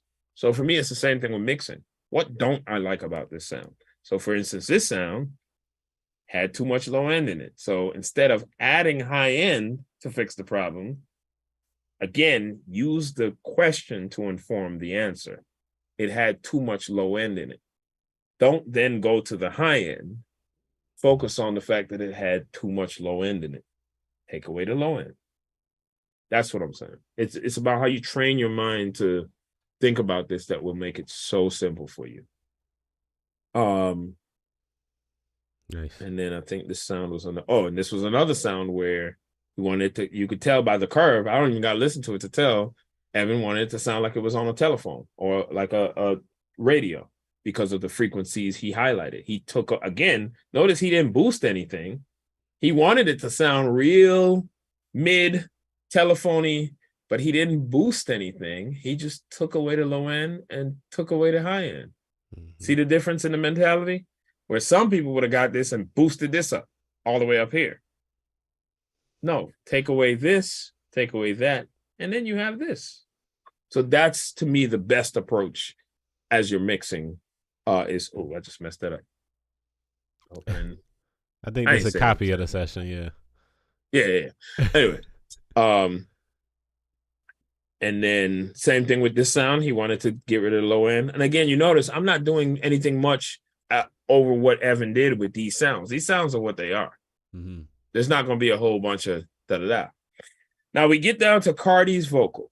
So notice on Cardi's vocal, let's go here to her lead one. I'll get back up to the other vocal in a minute. So this is her hook vocal. She's saying this thing, this chant.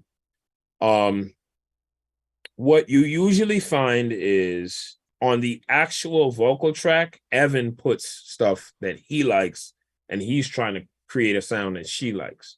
So he's got a little bit of low end rolled off because she tends to record very close to the mic. And anybody who records close to a microphone, you're going to get way more low end than you should. And if you think about it in an intuitive sense, like when people talk to you, they don't be that close to you. They're invading your bubble if they're that close to you. So naturally, you that close to a microphone, you get way more low end. So you're going to always have, and most people in most situations, they're too close to the mic, which I shouldn't say too close. They're close because they're trying not to get too much of the room. So it's okay to be too close to the mic. We just got to compensate for it now by rolling off some of the low end. So that's the first thing you saw Evan do. Next thing, he rolled off some of this gonky low mid stuff down here and he boosted some highs. And then he did the RVox, which is like a compressor, vocal compressor. He's hitting it fairly decently, I think. Let me turn this volume down. And let me make sure I ain't sharing. No, I just want to see how it was hitting. Okay. Y'all didn't hear nothing, did y'all? Y'all ain't gonna tell me if y'all heard anything either. Y'all gonna lie and be like, nah, we ain't heard nothing. Just so y'all can be getting exclusives. I know how y'all roll. You heard it here first, y'all. I see what y'all doing. They'll be like, nah, we ain't hear nothing. Keep playing. We ain't hear nothing. You can keep playing it. So yeah, I can tell he's doing a little bit of compression there. My theory on compression in general, when it comes to vocals, Mm, if you can hear the compressor working, you're compressing too much, in my opinion. yeah. So my theory is the compression should help to tame things, but if you hear it actually biting down and compressing on a sound, you're probably compressing a little too much, is my theory. Mm-hmm. Next, he had a little responsive EQ going here. You can tell we're always trying to figure out her high mid situation because she has a very nasally voice, but all of the clarity in her voice is up in those tones as well. Mm-hmm. So it's the funniest battle with her because she knows her voice is nasally, but she also knows that's the characteristic of her voice. So I always tell her, like, look, we're not trying to take away your nasally. That's who you are. You sound like that. You Cardi B. You be doing all that. Right. And then the funniest thing is she's always bitching about, she be like, she says it to Evan, she says it to me. She'd be like, Leslie, I sound too Spanish. I'm like, I can't fix that part. Like, you just Spanish. I don't know what to tell you. So it's the funniest thing where she literally says this every time we mix. She'd be like, I sound too Spanish. I'm like, I don't know what to do with that. Like, so There's no setting. What? Do you have a de-Spanisher plug-in? right. I'm like, what? I don't even understand that comment. Like, what do you mean you sound too Spanish? You're Spanish. So anyway, so from that track, he's now pushing to this aux track. And most of these, with the exception of the first one, this is him. He pulled out this frequency because it was annoying him. It was some frequency right in here that was annoying him. Mm-hmm. And then all of these are going to be me. So actually, this was Evan. He had a de-esser on this particular frequency that was bothering him. This de-esser is going to be me. I usually de-ess at this frequency because this is the frequency that usually annoys me the most. And I usually de-ess right at 4237. It's usually a standard frequency of S's that I hate. Okay. And from there, I EQ. Now, what you see here is a notch EQ. There was a specific frequency that I hated that I wanted to get rid of. Usually how you can find that frequency is like this. When it starts out, you play it, and usually, you're right here. What I usually do is, so we're at 3.24, right? Usually this starts off default at 2. So what I'll do is, and usually it's the high mid frequency somewhere in there. It's usually this green one that something's bothering me. This usually defaults at 1, which is how wide. So for instance, if you see me push this up, you see this determines how dialed in we are on the frequency. The wider this is, the more frequencies that will be affected as I push up the volume. When you dial it into 10, all the way to 10, it's going to just affect that frequency and just a couple of frequencies around it. And that's where you usually want to be when you're trying to lock in on a frequency. So again, it starts, this is the default position of this particular EQ. So usually the first thing I do, I dial it into 10. I turn this all the way up, wherever it's defaulted at, 2K. And then the very next thing is the most important step. You turn your speakers down really low. Because these frequencies can damage your tweeter if they're up too loud. So turn your speakers down super low. Like the lowest you can possibly take it to where you can still hear something. Then I play the thing and I sweep. So as I play her vocal, I then move this like this. And I keep playing the part. Sometimes I'll just cycle one part. So I might just pick a part like right here. And I might just keep cycling that. And as it plays, I'll sweep. And I'll sweep and I'll keep going and I'll keep going. And then when I get to, what was the number? 3.24, I think. When I got to that number, even at a very low volume, I can hear that frequency that I hated being super exaggerated. And that's when I know that's the frequency I want to get rid of. And then I go like this. I take this in the opposite direction. And usually when I play it back and play it from that position and turn up a little louder, the vocal usually sounds better to me because I got rid of the frequency that was bothering. So that's usually how that's done. Everybody following me so far? Everybody good? Yep. Good. I think we're great. All right. So from there, I tamed the frequency that I didn't like. A little light compression, 1.77 ratio, nothing too crazy happening. You could see it hitting the compressor, barely compressor, just keeping her a little tame. You're not going to be able to hear that much compression. Then I EQ. And again, you see me pulling out a little more low end because I know what I'm getting ready to do is push her volume, her vocal way up in your face. I want even more low end out so she can sound clear. I'm pushing through the top. See me backing down on the high mids because her voice is nasally and annoying. So I got to back down on some of that, pushing some of the clarity on the top.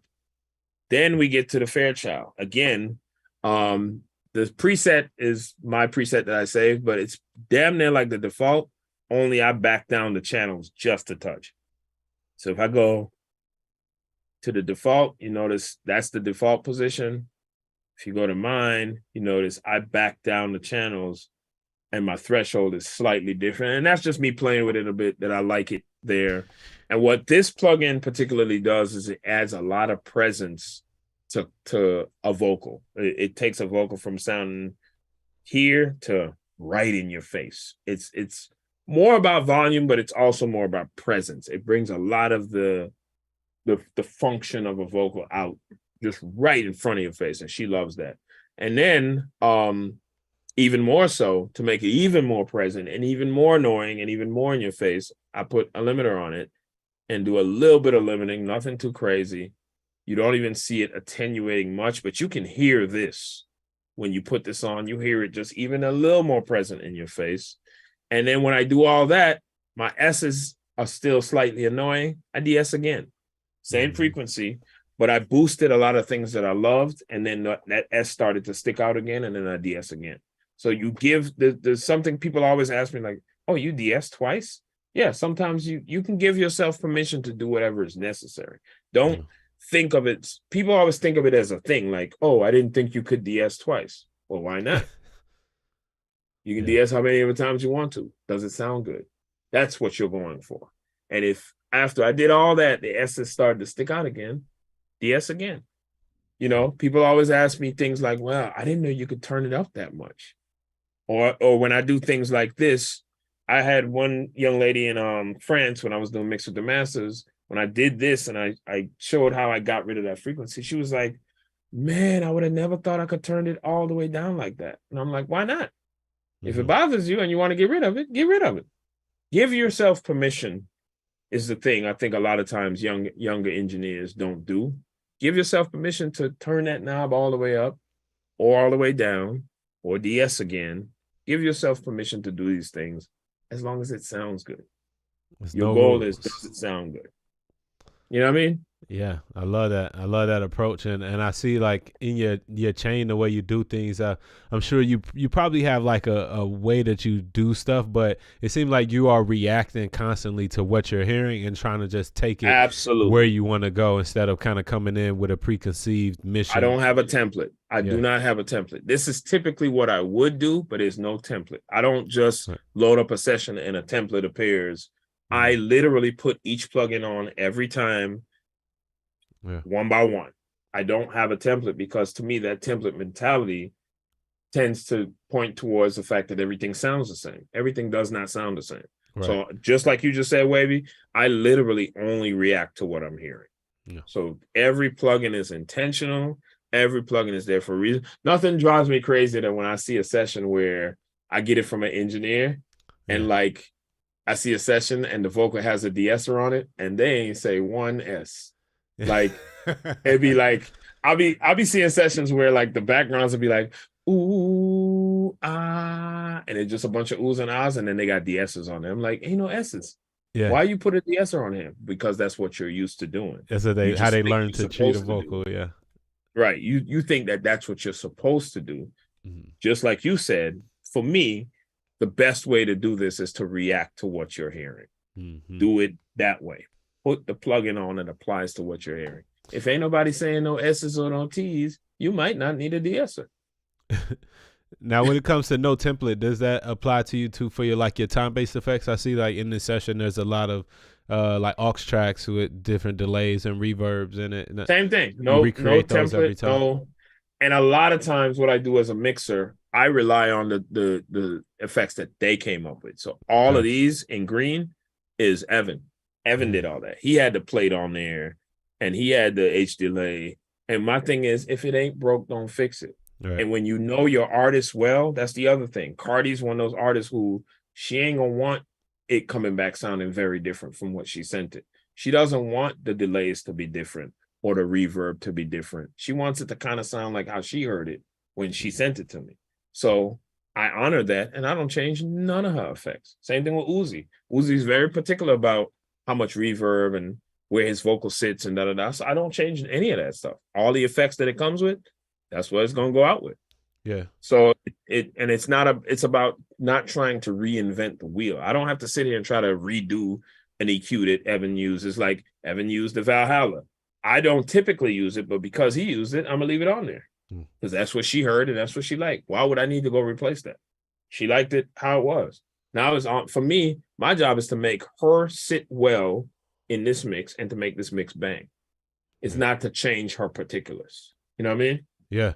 Now, and I want to point out that, you definitely are dealing with a luxury that a lot of us listening may not be dealing with on the day-to-day with clients that we're working with. Like, you have artists that know what they want, and engineers that know, like the recording engineer that knows how to, already come up with a really good rough mix before you get it and have some stuff in place.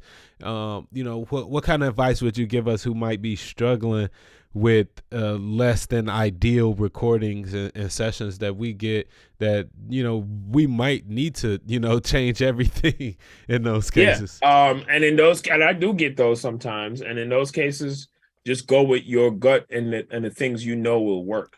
Not necessarily a template mentality, but a mentality of, okay, I know I like this reverb. Like for me, I like the Altiverb reverb because of the impulse responses. There's a couple rooms I like in there. So if I get a session where there's no reverb and I need to put reverb on there, I'm going to go to the Altiverb. I'm going to go to there's a hockey stadium in there. I really like how that reverb dissipates. And then I'll put like a Moog filter on it. In fact, I could show you. Yeah. So for instance, let's say I was putting a reverb on this channel. I would use this bad boy right here. Can y'all see the plugin as it comes up? Yes, we do see it. You see it? Okay. So I would use this bad boy right here, and I would go to this particular room. I like this room. I like how the reverb dissipates in this. And I just like this reverb because it uses pictures, and I'm like 5, and I like pictures. So I just like to see shit. And, I'm one of those, like, if I'm reading a book, you better put pictures in the book, else I'm not reading the whole book. So because there's pictures and the plugin looks colorful and I can tell what kind of room I'm in, I'll use the I guess it's called the Lanxess Arena. And then what I'll do is I'll come here, I'll go to my UAD, and I'll put a Moog. Most reverbs sound too bright to me in general. And I'll filter off the top end of the reverb right here, just right here on the cutoff. Yeah. I might go like that. And that gives the reverb a nice feel, but it's not too bright. Okay. And that might be my reverb that I go with most of the time. Okay, nice. Every now and then, if I want a shorter reverb, I'll come back here and choose this room. The MC05. It's like a kind of symphonic room, slightly smaller room. Still a nice reverb, and I like it. And again, play around with the things you like and see what's your go-tos. And sometimes I might use both. I might put this reverb, and then I might put a whole nother track with the other reverb and blend them and have like the longer reverb real low, have the shorter reverb a little higher, just to take up more space. It's just playing around and coming up with what you like and what your sound is. You know what I mean? Yeah, for sure. Thank you for sharing that. Unless you have something else you want to share in this session, I think it might be this is pretty much my process. And again, the couple staples about my process is I try to make quick decisions. I try not to harp on decisions. So I literally, how I mix is this. So I start with vocals. I'll start with the lead. I'll craft the lead, get all these vocals to sound how I want them to sound. Then I'll mute the vocals. I'll go to the instruments. I'll start with the kicks, the drums, the 808s, make all that hit and knock, get all the music in there, get it sounding how I want. And then I'll marry the vocals and the track together. And then I'll go from there and I'll make it. It's a really quick process for me. I don't like to lament on a mix. I don't like to sit there and figure out, is it sound? I try to make quick decisions. Again, as a younger engineer, you may have to work up to that. You have to build up to what your sound is, what your go-to things are, but try to get in the mentality of not sitting around mixing drums for 8 hours. Or quicker decisions are usually better decisions. Usually the instinct, the part of you that kicks in instinct wise and how something sounds, and more importantly, how it feels, that's the thing you trust the most. And I always tell people the goal as an engineer is you want to make people feel something. That's what you want. You want, when you listen to music, what you're trying to deliver is a feel. Feel is more important than anything on it. I've mixed plenty of records where I'll let a bad note slide because it felt good. Yeah. Like sometimes a bad note feels good and you try to correct it and it don't feel the same. If you listen to records in the 90s, Babyface, that man was always flat, but it felt good. Yeah. That man sang flat. All of his records, he's flat, but they felt good. Bob Marley had flat notes in a lot of his records, but the feel was incredible. Yeah. So like feel is more important than anything else when you're listening to it. How a record makes you feel is more important than anything else. So with that theme, getting through it and trusting your instincts on how it made you feel is important for me. Okay. Word up. Thank you. All right, let's go to some questions from the Wavy Seals Elite. If you want to, absolutely. You don't have, and it just so y'all know, I'm an open book, as you can tell. So your questions don't have to be limited to anything technical. It could be personal. It could be financial. It could be family. I get a lot of questions on how you balance family life, and just ask anything, because I do think while the technical stuff is important, I can tell you that your success is going to be largely based on a whole lot of other stuff. And so all that other stuff is just as important as the technical. So don't just limit your questions to technical. I'm an open book. I'll answer anything. Go for it.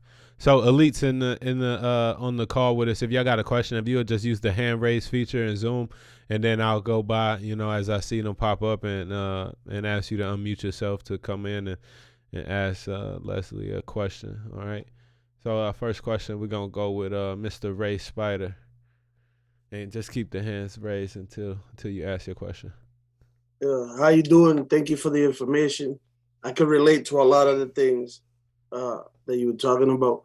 But I'm curious. I was curious to know. So when you said that when you was working with Michael Jackson, you worked from January to June.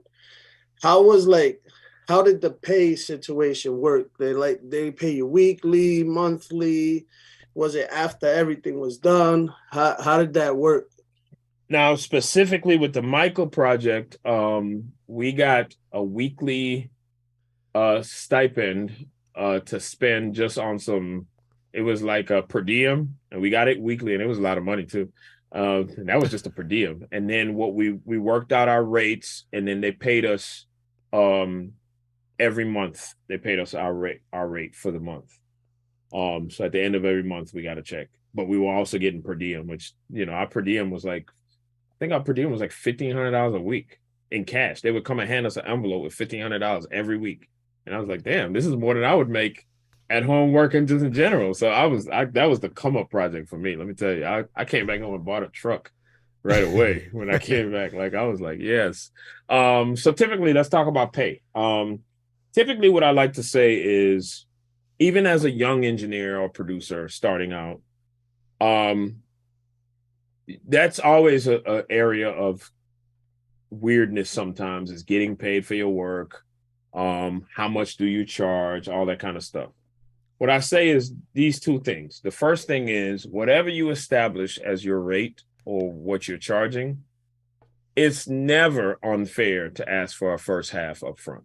It's always a good thing, because even if it's just $300 or $200, and somebody say, okay, can you mix this record for me? And they say, oh, all I got is $200. Okay, can you give me $100 up front?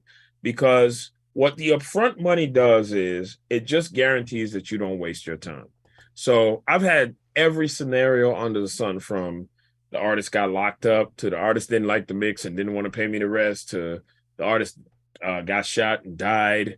It's every iteration of reason under the sun for the artist to not pay you the back end. You know what I mean? So by saying, hey, let me get the front end and then I'll mix the record. Whatever reason comes up on the back end to where you don't get the back half, at least you got something for your work, is how I look at it. At least you didn't waste your time. And in so many scenarios, that's relevant. The other thing is how you determine your rate. A lot of times for me, I've always just let the industry kind of determine it. Sometimes a good rule of thumb, especially when you're starting out and you don't know exactly what to charge, check with your friends, see what they're charging. Or when you deal with a client and they say, hey, man, I want you to mix some records. And you say, well, what were you thinking? Let them say a number sometimes. Sometimes them saying a number is actually a good thing because they will say something that, hold on 1 second. Hi, Zoe, come here. I'm sorry, guys. Hold on 1 second. Not a problem, man. Work from home. Good to see you. My daughter just went to New York and she just got back, so I had to say, hey. Hi. Okay. I missed you. I'll show you pictures and all the stuff I got, okay? Of course. How did you get home? Huh? Well, Miss Jessica dropped me off. Oh, okay. All right. Good to see I you. love you. I'll tell you about my trip. All right. All right. Love you too. Sorry, my daughter was in New York with her 8th grade class and they just got home, so I had to say, hey. That's what's up, family first. So, what was I saying? Get paid. Yes. So a lot of times if you let them say it first, what happens is sometimes, and this has worked out in my favor, sometimes they'll say a number that's higher than what you were going to say. So, and this works out, especially like when you're dealing with street cats, I'm talking about them street dudes who got that, that brown paper bag money, you know what I'm saying? Yeah. Now I like to call it the brown paper bag money. Sometimes they come to you and ask you for a mix and then you'd be like, they'd be like, what you charge? And I'd be like, well, what were you budgeting? And then they'll say a number. I'd be like, yeah, okay, we could do that. Because what I was going to say was way less, but they in the streets and they getting a different kind of money and they don't even know no better. You know what I mean? Mm. And they've said some astronomical numbers. So you got to remember, these dudes who in the streets, like they're making millions a month, doing crazy, whatever. So they going to say a number. You'd be like, okay, yeah, I'll definitely mix it for that. So I've had those situations too, where you may want to let them say a number first and see what they come up with. And sometimes it doesn't work in your favor. You let them say a number and it's too low and you'd be like, well, and then you get to negotiate. And then remember, it's a negotiation. Hey, well, I would like to charge this. Let's see where we can meet at, da-da-da. So again, and the other rule of thumb is if you keep asking for a rate that you're not getting, you might not be worth that. And you got to face that reality. You might not be worth $2,500 a mix or whatever you're trying to charge and nobody wants to pay it. So there's that reality too. Okay, right on. Thank you for that. Let's go to DJ Just 100. Hey, what up, though? So I guess 2 quick questions. One, you had talked about just like how you're pretty much in the box. You see that like that being like the future is like in the box. Do you feel like that there is any room for like hybrid mixing where we would include analog? Is that maybe just more on the front end doing tracking? And then like the second quick question was on your mix bus. Is that IK multimedia typically what you're using, or is it more just a feel where if you feel like it may need a little bit of compression, you may put a compressor on there. If it needs a little bit of EQ, then you may do that. So that's the second question. Well, I'll answer the second question first. The only thing I ever use on my mix bus is the IK multimedia. I don't put anything else on my mix bus. If I was going to put something on it, it would only be that. Just because I just don't like coloring up the mix with too many things and too much stuff. To answer your first question, I think hybrid mixing and hybrid recording may be a thing for a while. And I think for some people it will, and for some people it won't. I think more mixers you're gonna see more mixers just strictly in the box over time. And I think, like I said, over time it'll just be no big studios, no big large format studios. And I think most people will be in the box because the technology is getting better. You know what I mean? And it's no different from, like I said, I remember when special effects first came out in movies and we had Superman and they were still using some machines to do special effects. And So and then they all switched over to computers and CGI, and now it's to the point where there's a way to do it that doesn't involve any analog technology. You know what I mean? So I think eventually you'll see the switch to all in the box everything for most people. That's how I am, but there's a lot of mixers who still mix hybrid, but I think you'll see the transition. Yeah. Okay. Thank you, DJ Just 100, for that. I think we're good on that. Cool. Let's go to Cash at Hand.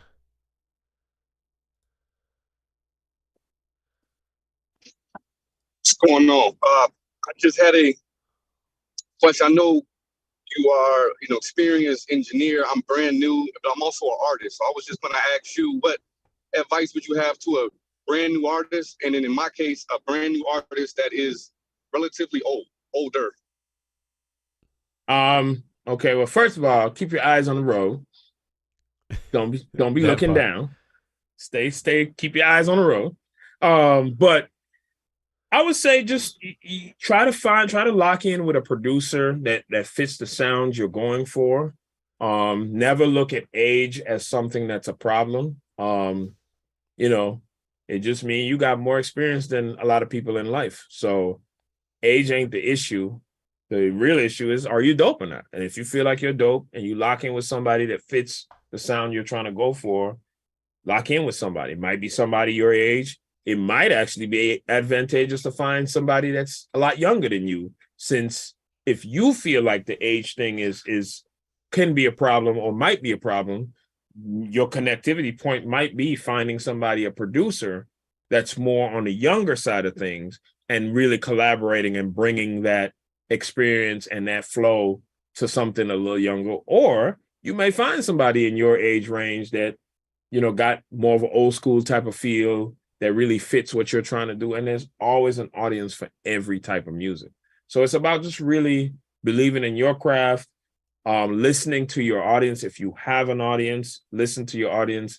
The internet is an amazing tool. So start a SoundCloud, start your social media channels, and just put your stuff up and see how, try to just monitor the responses that you're getting and the feedback you're getting. So that's what I would say. Dope. Nice question. Let's go to Big Ben. Big Ben, the prodigy. What up, Leslie? I had a question about something you talked to earlier in the segment. You were talking about working with Bruce Swedien and that he had taught you some tricks. And I was wondering how, what kind of tricks he may have taught you during your talks, and how you incorporated those things into the digital realm. It's funny, and it's right in line with what we've talked about all day. Most of the things I've learned from Bruce that I would consider tricks, they aren't even technical. Most of the things I learned from Bruce are how to deal with difficult personalities. Bruce taught me, one of the most famous things Bruce taught me is, sometimes people give you input on mixes, and if you know better, just tell them you did what they said and do whatever the fuck you feel like doing. And that was his exact words. Do whatever the fuck you feel like doing. So a lot of times it's that old soul knowledge that you get from a guy like Bruce was about how to deal with people. He taught me about being organized. I remember one of the first lessons he taught me was, man, when you look at your session, make sure your session looks organized and it doesn't look crazy, so that you make less mistakes. He was the one that taught me that principle of, how you make less mistakes when your stuff is organized, or just a ton of things. But most of the things I talked about tonight, I learned from him in a sense of how you approach a certain thing, where even the concept of, when you approach something, what don't you like about it first? I learned that from Bruce. So most of the things I learned from Bruce that I would call tips or tricks were things that weren't necessarily super technical, if that makes sense. Yes, sir. Awesome. Thank you so much. Word up. Good question. Let's go to Musically and MC. Thank you, Leslie, for coming through, because this was really amazing lesson. But Cash at Hand stole my question about the age limit, so I had to switch it up. So my question is, did you ever have a plan B if your plan A didn't work? No. I am one of those people who I don't believe in plan Bs. You know what I find interesting about the plan B conversation? I've said this so many times. Have you ever noticed when you ask people what their plan A is and they tell you, and then you ask them what their plan B is, have you ever noticed consistently most people's plan B is very different from their plan A? Have you ever noticed that? Like people will say, hey man, you know, I want to do music, but my backup is I'm gonna do accounting in college. Or you ever notice their plan B is so different from their plan A? And I just be like, why is that? So I've always had this mentality that I don't believe in plan Bs. I believe in, for me, specifically when it comes to this goal and this dream, it was going to be get rich or die trying. In that mentality of, and not about money, but I'm saying it was about to be, it's going to be music or death for me. And I meant that in my soul, in a sense of there's nothing else I wanted to do on this planet. I know I was put here to do music, and it was going to be that or death. Whenever you put something on the table as an option, you literally also just made the first goal an option. So when you have a plan A, if you come up with a plan B, plan A also becomes an option. Just by default, just the nature of that thinking. This wasn't an option for me. It was never going to be an option. This is the plan. However it's going to shape out, it's going to shape out, but there's no option with music. You see what I'm saying? There is no plan B when it comes to, you know what I'm saying? So the minute something becomes an option, it also becomes an option for you to take. So I just didn't even understand that. Now, with the plan B mentality, like I said, the other thing is some people's brain don't work like that. Some people do need to have a backup. And what I always suggest is just make sure your plan B is kind of close to your plan A. I never understood the mentality that people have when they say, this is my plan A and this is my plan B. And plan B sounds nothing like plan A, like not even close. Like people, I can't tell you how many people have told me, yeah, I wanted to be an actress, but if that didn't work out, I was going to be an attorney. I'm like, huh? Like, how is your plan B so far from your plan A? So for me, that was never going to be an option. I was never going to make my plan A an option. And the minute you put a plan B in the picture, plan A now becomes an option. Is no option. Music or death. Word up. All right, thank you. Thank you, Music Lead. Let's go to Lex Ghost.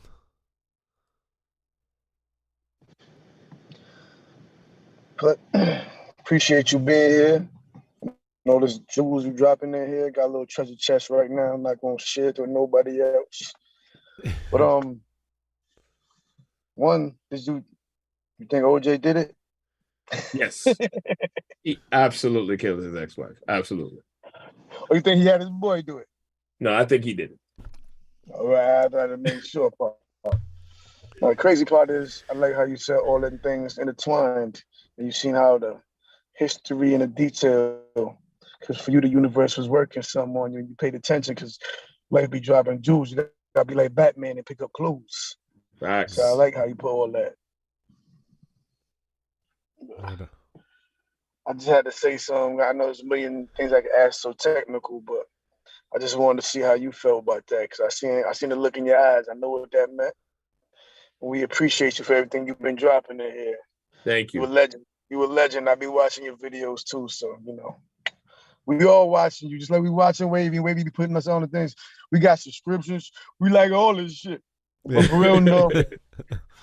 All the BS to the side, we over here learning things, and we because of people like him and people like you, we out here learning things on a whole nother level. So we appreciate you, gentlemen, and salute. Word up. Nobody ever do it like y'all. Nobody ever do it like y'all. Just put it like that if I push this mute. Right on. Thank Lex. you, man. I appreciate that. That means a lot. And absolutely, definitely giving you your props, Wavy, for the platform and for what you do as well. Like, it is dope that you do that, and it is dope that we are like-minded. We are of the same tribe where we trying to pass it on. We trying to teach. We trying to strengthen the community. I love that about you, and I love that we got to know each other, and I love that we hooked up on this, because that's dope energy. Like, to be able to pass on knowledge, to be able to, you know, the best. I read a quote not too long ago that said, the best thing, that the two obligations you have in life: figure out what your gift is, and then give it away. And those are the two things I live by, and I love that you are the same. Yo, so that's facts. for that. Thank you so much, man. I appreciate you being here. You definitely an icon, you know, for me. So, you know, to hear those words from you mean a whole lot, and to have your time means a whole lot to me. Thank you, for sure. Rob, we got some more questions. We do. Let's go to Vinci Smokes. Yeah, you had your hand up for a long time. Patience is a virtue. I appreciate all the stuff that you taught us today, and like for even sharing like the stories with Michael Jackson and all that stuff. My question for you is, so basically I'm having my first internship on Thursday at Platinum Records, and I just really wanted to like tap into like any ideas that or advice that you can give me for like working at a more professional setting versus working in my home studio, which is where I mostly work at. It's really just about just doing the things you normally do. Treat the professional settings like your home. You wouldn't walk past trash in your house. Don't do it in somebody else's house. So it's all those kind of things that I tell people. Those are the things that are, when you treat something like it's yours, when you treat something like you really want to be there and you care, people see that and they feel that. And I that was one of my little tests all the time. I would have like a group of interns come in, and I put like a little cup on the floor, I ball it up, and it never fails. I used to have these group of students from Berkeley that would come to my studio, and I would ball up a little paper cup and throw it on the floor. And there's always one person that would come in and pick that cup up and throw it in the trash. And I'd be like, that's the person I would hire. And I would always make note of that person. And a few of those people have gone on to do amazing things. And it's that mentality, that mentality of, they just walked into a building and saw a need and filled it. There was trash on the floor. The last young lady, I remember her well, still to this day. This happened before COVID. It was in 2019. She walked in the door immediately. She just picked up the cup and threw it in the trash. And I was like, I would hire her in a heartbeat. I can teach everything else under the sun. I can teach you everything you need to know about Pro Tools. I can't teach that. I couldn't teach you how to care about, I can teach you how to pick up trash. I couldn't teach you how to care about it. You see what I'm saying? Those are two very different things. She cared enough when she walked in there. She didn't want to see trash on the floor. Can't teach that. So just remember, do the things that you would do if it were your place. Yeah, and just navigate the way you would, and that you know how to navigate. And that's why we talked about earlier about who you are as a person, your morals, your things that you've decided, this is who I am. Make sure you bring that into your workplace. So I ain't trying to impress nobody when I'm in the studio and smoke weed when I know I don't smoke weed. I don't smoke weed. I can't tell you how many times people have looked at me like I'm a fucking alien when I say I don't drink. They look at me like I got 3 heads, and I'd be like, I just don't drink. And you know what's the most interesting part of that conversation? Whenever somebody asks me why I don't drink, and I'd be like, I have no specific reason, because most people think, oh, might be a recovering alcoholic or something, da-da-da. I'd be like, nah, I just don't like how it tastes, da-da-da. The most interesting part of that exchange is when I ask people, well, why do you drink? They can never give me an answer. That's the funniest thing about that question. They never can give me a solid answer. Most people say some shit like, oh, to take the edge off. But I know, I'll be like, no, to really, why do you drink? Nobody has an answer. So it's just funny to me that, you know, people have tried to make me feel like I'm an alien because I don't drink. But again, that's not who I am. So I'm not going to pretend to be that to be cool with everybody else. So be yourself. Be who you are. Do what you know is right. You'll be fine. Word up. I highly appreciate it. All right, let's go to my man Darren J. Shout out to the Wavy Seals Elite. I see some people in the chat asking how how some people is on here, you know, talking face to face with my man, Mr. Brathwaite. But they tapped into the Wavy Seals Elite. Make sure y'all, you know, check out the website if y'all interested in being down with these types of events, you know. But we will be getting to some questions from the YouTube chat. So make sure y'all populating that chat too with some questions. Darren J, what up? Yes, sir. What's going on, everyone? Leslie, I just want to say thank you for your wisdom, bro. You kind of remind me of Herb from Pensado's Place. I got a chance to meet him, and his wisdom and your wisdom equally is just mind blowing. So I appreciate that first, and the most important thing. We need more people of character in this world. We know that. And before I ask my question, for everybody on YouTube, make sure y'all, you know, take care of the people that take care of you, and let's show Wavy some badge love up in that chat. Yes, sir. Yes, you have been supporting. Shout out to you for supporting with them badges in the chat for sure. Get them badges, $1, $2, $5, $20. But anyway, Leslie, question for you: did you feel like coming up that you had to focus on like niching down? Because, you know, you spoke to, hey, you alluded to the fact of having like one mixer, one master, somebody who solely does the one thing. But there's so many people that produce a record and mix records, right? I get a lot of singer-songwriters that come to me with a scratch guitar, like, hey, can you make some music out of this?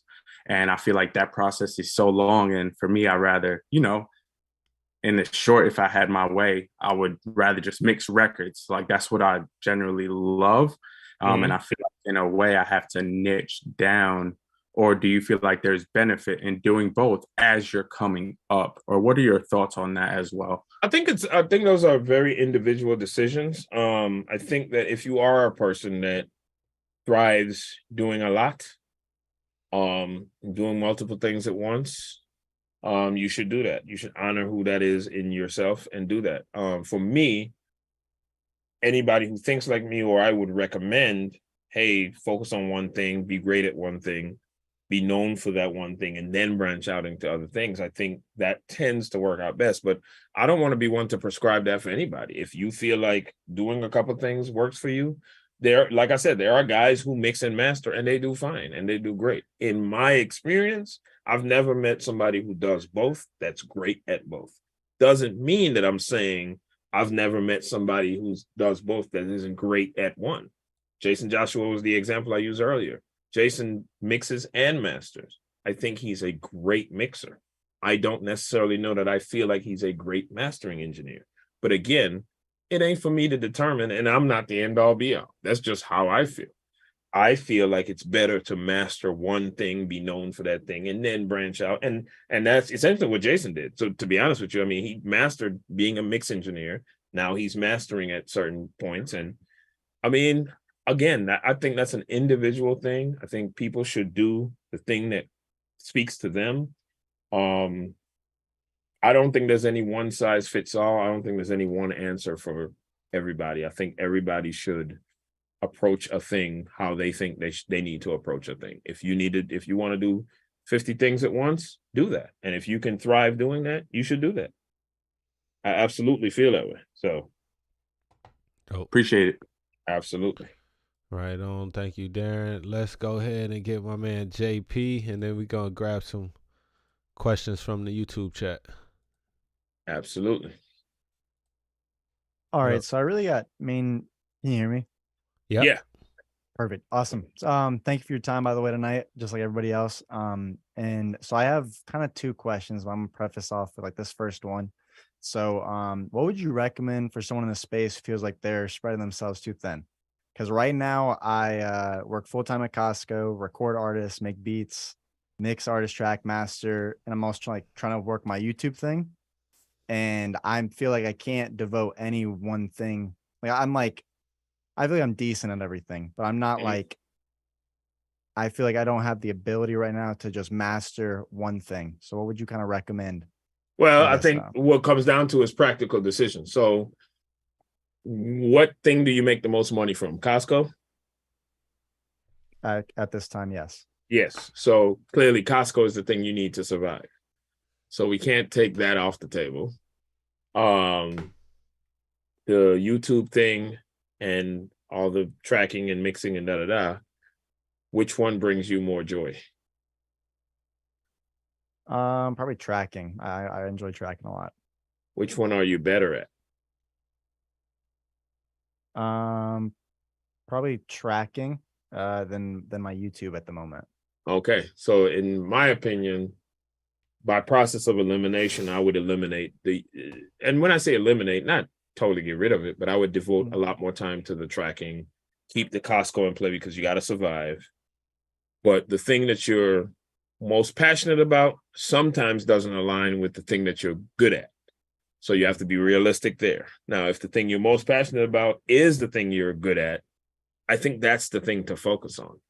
And the YouTube channel may need to take a back seat until you get to a point where all things can connect or Costco can be out of the picture. When you start making money from the tracking to where Costco doesn't need to be in the picture, then the YouTube thing can take more precedence. So I think it's just process of elimination. You figure out which one you need and figure out which one you love and figure out which one you're good at. And hopefully the one you love and the one you're good at can stay. The one you need has to stay. And then that, by process of elimination, that eliminates the last thing, is how I would think of that problem.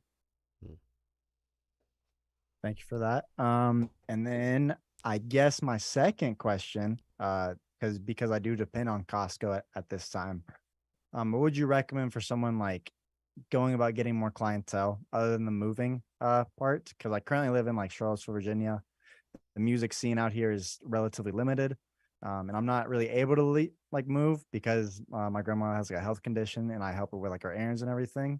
But like I eventually want to be able to transition from Costco. Hold that question one second. I gotta talk to my family for a second. 1 second. Go ahead. They're doing the most right now. Hold on.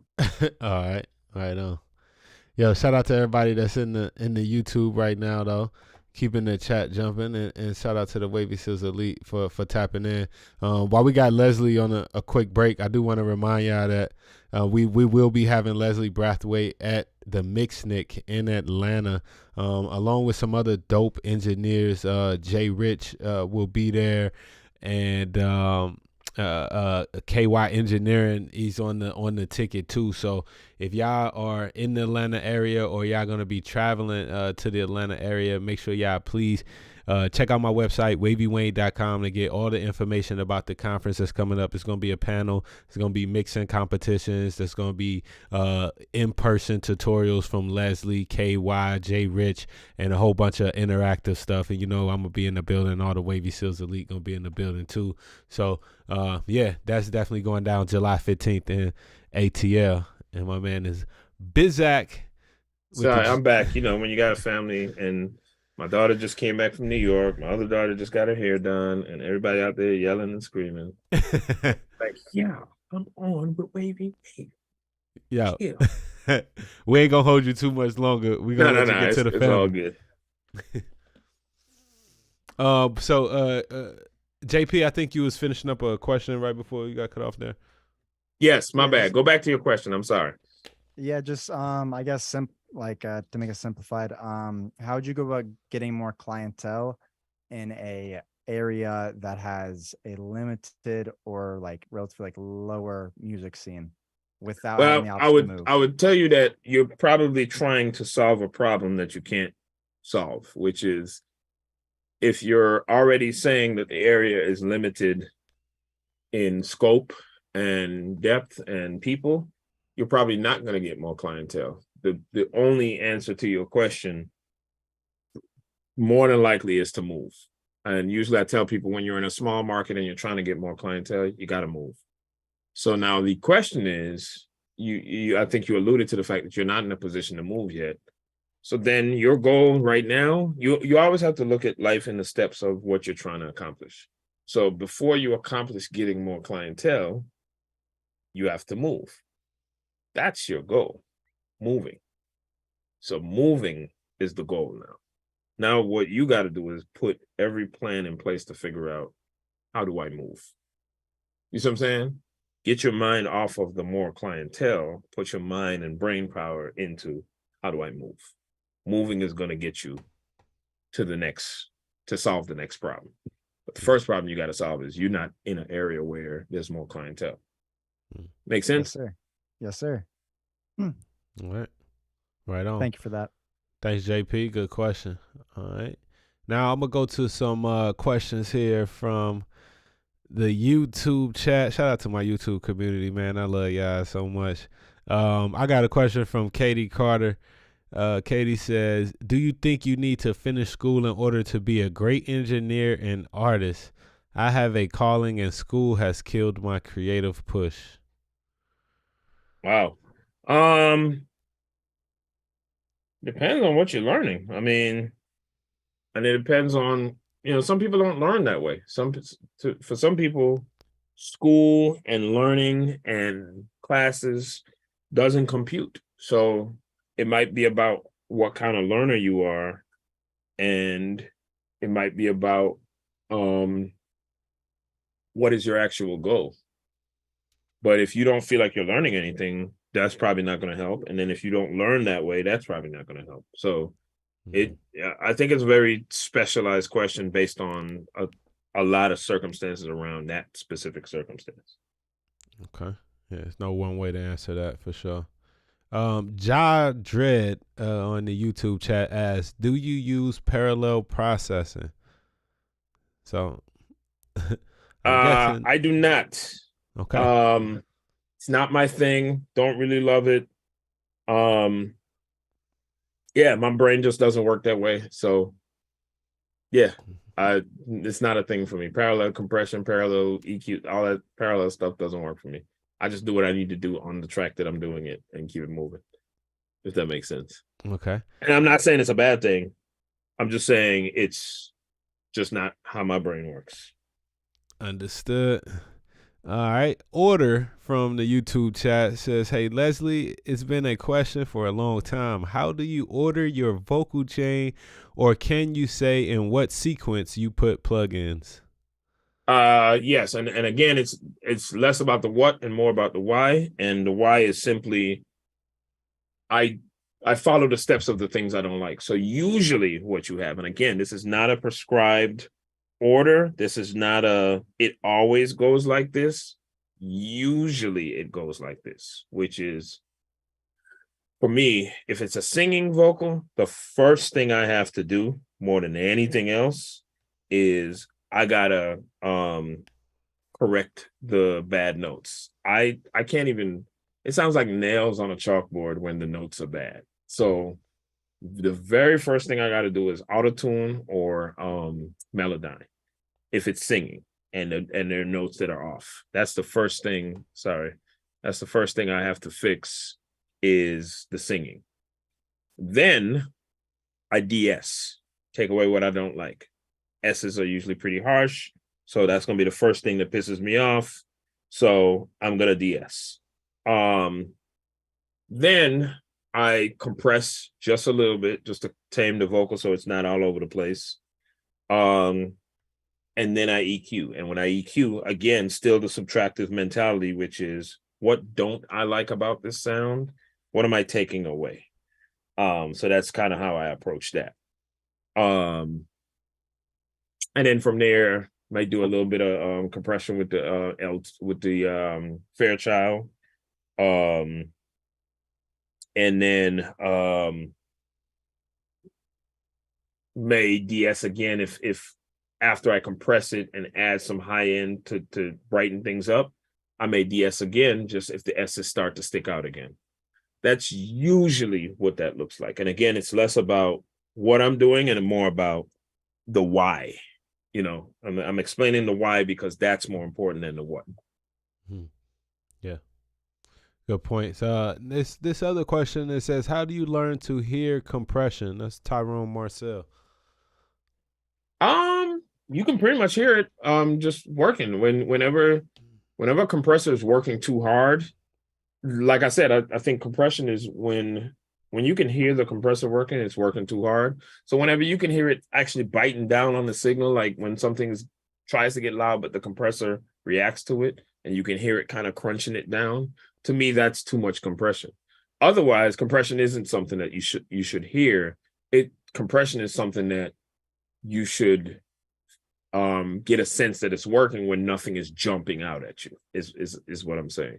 I don't think you should be able to hear compression. If you're hearing it, I think it's you have too much of it on. Yeah. Okay, and this question, the next one that I have, it's like a combination of a few that I see in the chat and one that I have on my own, because I've learned in your kind of experience that you like to start off mixing with a vocal. Now, do you start that vocal off? Are you soloing that vocal? And if so, like, how long are you working with a vocal in solo while you kind of treating that vocal, and kind of what's your whole thought process behind soloing certain elements out in a mix? I don't necessarily solo it, but what I do is I start with the lead, and then I bring up the backgrounds with the lead and I work with those. And there's no time limit or time length. It's just however long it needs to be worked on. So, and again, I try to move very quick. I try to make decisions quick, because what I find is making quick decisions mean you're trusting your gut more, and you tend to make better decisions. So that's why I've always harping on trying to make decisions quick. I developed that skill set from an early age of mixing quicker, because I did realize that the decisions you make instinctively as a mixer usually tend to be the right ones. Usually tend, like, I've seen clients come in my session and they'll want to make changes. Mm-hmm. And I can tell you how many times the night has went like this. They come in, they hear it. Oh, let's change this. Let's add this. Da, da, da. Let's do this. That goes on for like 2 hours. And then at the end of the night, they go, they listen to it and they go, you know what? Just put everything back to how you had it in print. Because they know instinctively they wanted. So for some people, that's their process. They have to work through that. Yeah. And they know that what they heard and felt instinctively at first is what they loved. But they needed to work through this process to see if they could get to this other magical thing. And so a lot of times you just trust your instinct. Mm-hmm. Okay. So yeah, I guess let's get one last question in here, and we gonna save the rest of this for the mix, Nick, that we gonna have you at. I don't want to give everybody too much tonight. So let's see, what was that question? It was hey Leslie, FSU alumni. Nope, that ain't the question. Well, basically the question that I wanted to ask you that I saw in the chat, I think I lost it, but basically the person was asking that they're saying that they're recently about to graduate from Full Sail, and what's your advice for them about to enter the industry? First piece of advice is make sure you get to know your career development rep at Full Sail. I think that's one of the great things about Full Sail is they have a team of people, staff of over, I think, about 200 employees that are focused on career development and helping you get out in the industry. Yep. So you take advantage of those people for sure. That's part of your tuition. That's what you pay for. Second thing is, again, come out with the mentality of filter all your decisions through, can this make me better? Instead of, is this where I want to be? Or is this goal I'm trying to accomplish? Or is this going to make me more money? Make sure the filter that you make decisions about where you're going to live, where you're going to go, what studios you're applying to, what opportunities you take is it going to make me better? That is the number one filter you should make decisions through. And then my absolute number one, if you forget everything else I said tonight, don't forget this: do not move back home. Don't do that.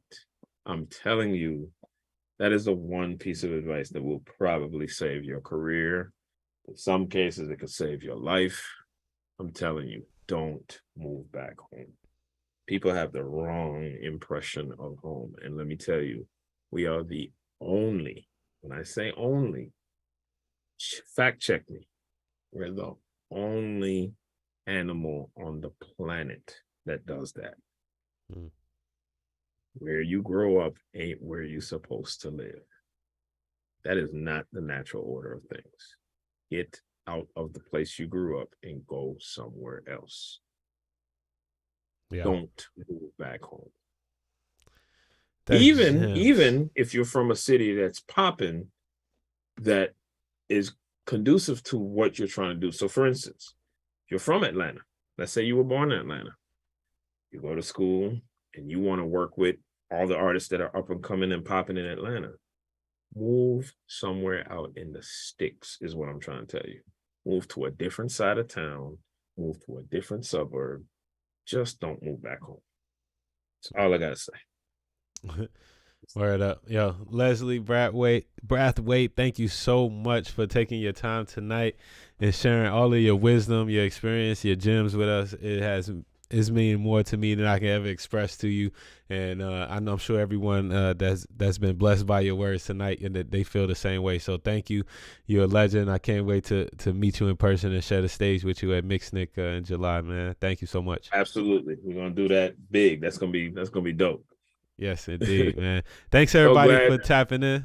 Yep. And I want to say to all of you who came through, all of you who came in again, it's dope that y'all are following your passions, following your dreams. Stick to that. Don't veer away from that. And it's a beautiful thing to be able to like follow this thing. A lot of people in your life ain't gonna understand it, but we are the ones who be on vacation who can't wait to get back to the studio. And when I tell you that in itself is different, like when you building. I've always wondered why people are so big on like building a life that they got a vacation from. Yeah. And you guys are on the path to build a life that you don't got to run from. Vacation is about, for me, it's just about family time and spending time with family. I ain't running from nothing. And so kudos to y'all for being on a journey to build this life, musically, NMC, no plan Bs, no plan Bs, plan A only one plan, no plan Bs. So yeah, shout out to y'all for coming through. Yeah, can you tell everybody, before we get out here, where they can find you, follow you, and if you got any projects or anything coming up you want people to know about? Nope, you can't find me. Don't follow me. I don't want you. No, I'm just playing. I'm playing. I'm usually online. I got a Instagram. It's Lester Bud, LesterBud. Hit me up. I'm always on Twitch. That's how I met Big Ben, the Prodigy. Who shout out to him for putting us together, for connecting me and Wayne.wav. Absolutely, big shout out. Thank you, Ben. Ben used to still does come into our. So me and Tremaine Williams, he's a fellow Full Sail grad. We do this thing called the feedback loop on Friday nights, where we literally listen to people's music and give them feedback. Hence the name, the feedback loop. So we give them live feedback on their music, tell them what we think. I usually come from a mix perspective. He comes from a songwriting perspective. We do that every Friday night on Twitch, but on my Twitch channel as well. And the Twitch channel has changed. It's now twitch.tv/feedback loop 2023. So that's our Twitch channel now. It's twitch.tv/feedback loop 2023. And I'm on Twitch every night, actually playing Call of Duty and answering questions. If you have questions about audio, you come in the chat, you ask me. We usually playing on there, acting a fool, playing Call of Duty, but I'll answer your questions. And then on Friday nights, I'll be on Twitch with Tremaine. So you can find me there. On Facebook, you could just look up my name. On Instagram, I'm Lester Bud. Like I said, I be in these streets sometimes, but I'm the biggest introvert, so you will only catch me online. You will probably hardly ever see me in person, and it's okay. Except when you're gonna see me July 15th at Mixnick. You will see me there. Hey, this might be your only chance to catch this goat in person. Yes, my only public appearance other than Hall of Fame at Full Sail is when you're gonna see me on July 15th at Mixnick. Where is it, by the way? It's gonna be at 4U Recordings in Atlanta, Georgia. Oh, that's right down the street from my house, I think. Perfect. Is it right there on they're right off of Chattahoochee? Exactly. Yep. That's literally. So remember you was asking me where I live earlier? Yeah. You're right. Literally, if I wound up hard enough, I could throw a cell phone and hit that studio. That's what I'm trying to tell you. It's not that far from my house. Nice. Perfect. Yes. That's literally right down the street from my house. Well, then, I'll make sure I got your venti espresso frappuccino with the extra shots and coconut milk. I will have that on deck when you arrive. To the functions. That's how you get me to the functions. Absolutely. Yes, all right, man. Thank you. Go spend some time with your family. Everybody, y'all have a great night. And we'll catch y'all later. Thank you, Leslie. Peace. Absolutely. We out of here. So good. So good to see y'all. Yes. Oh man, that was perfect. Yeah. So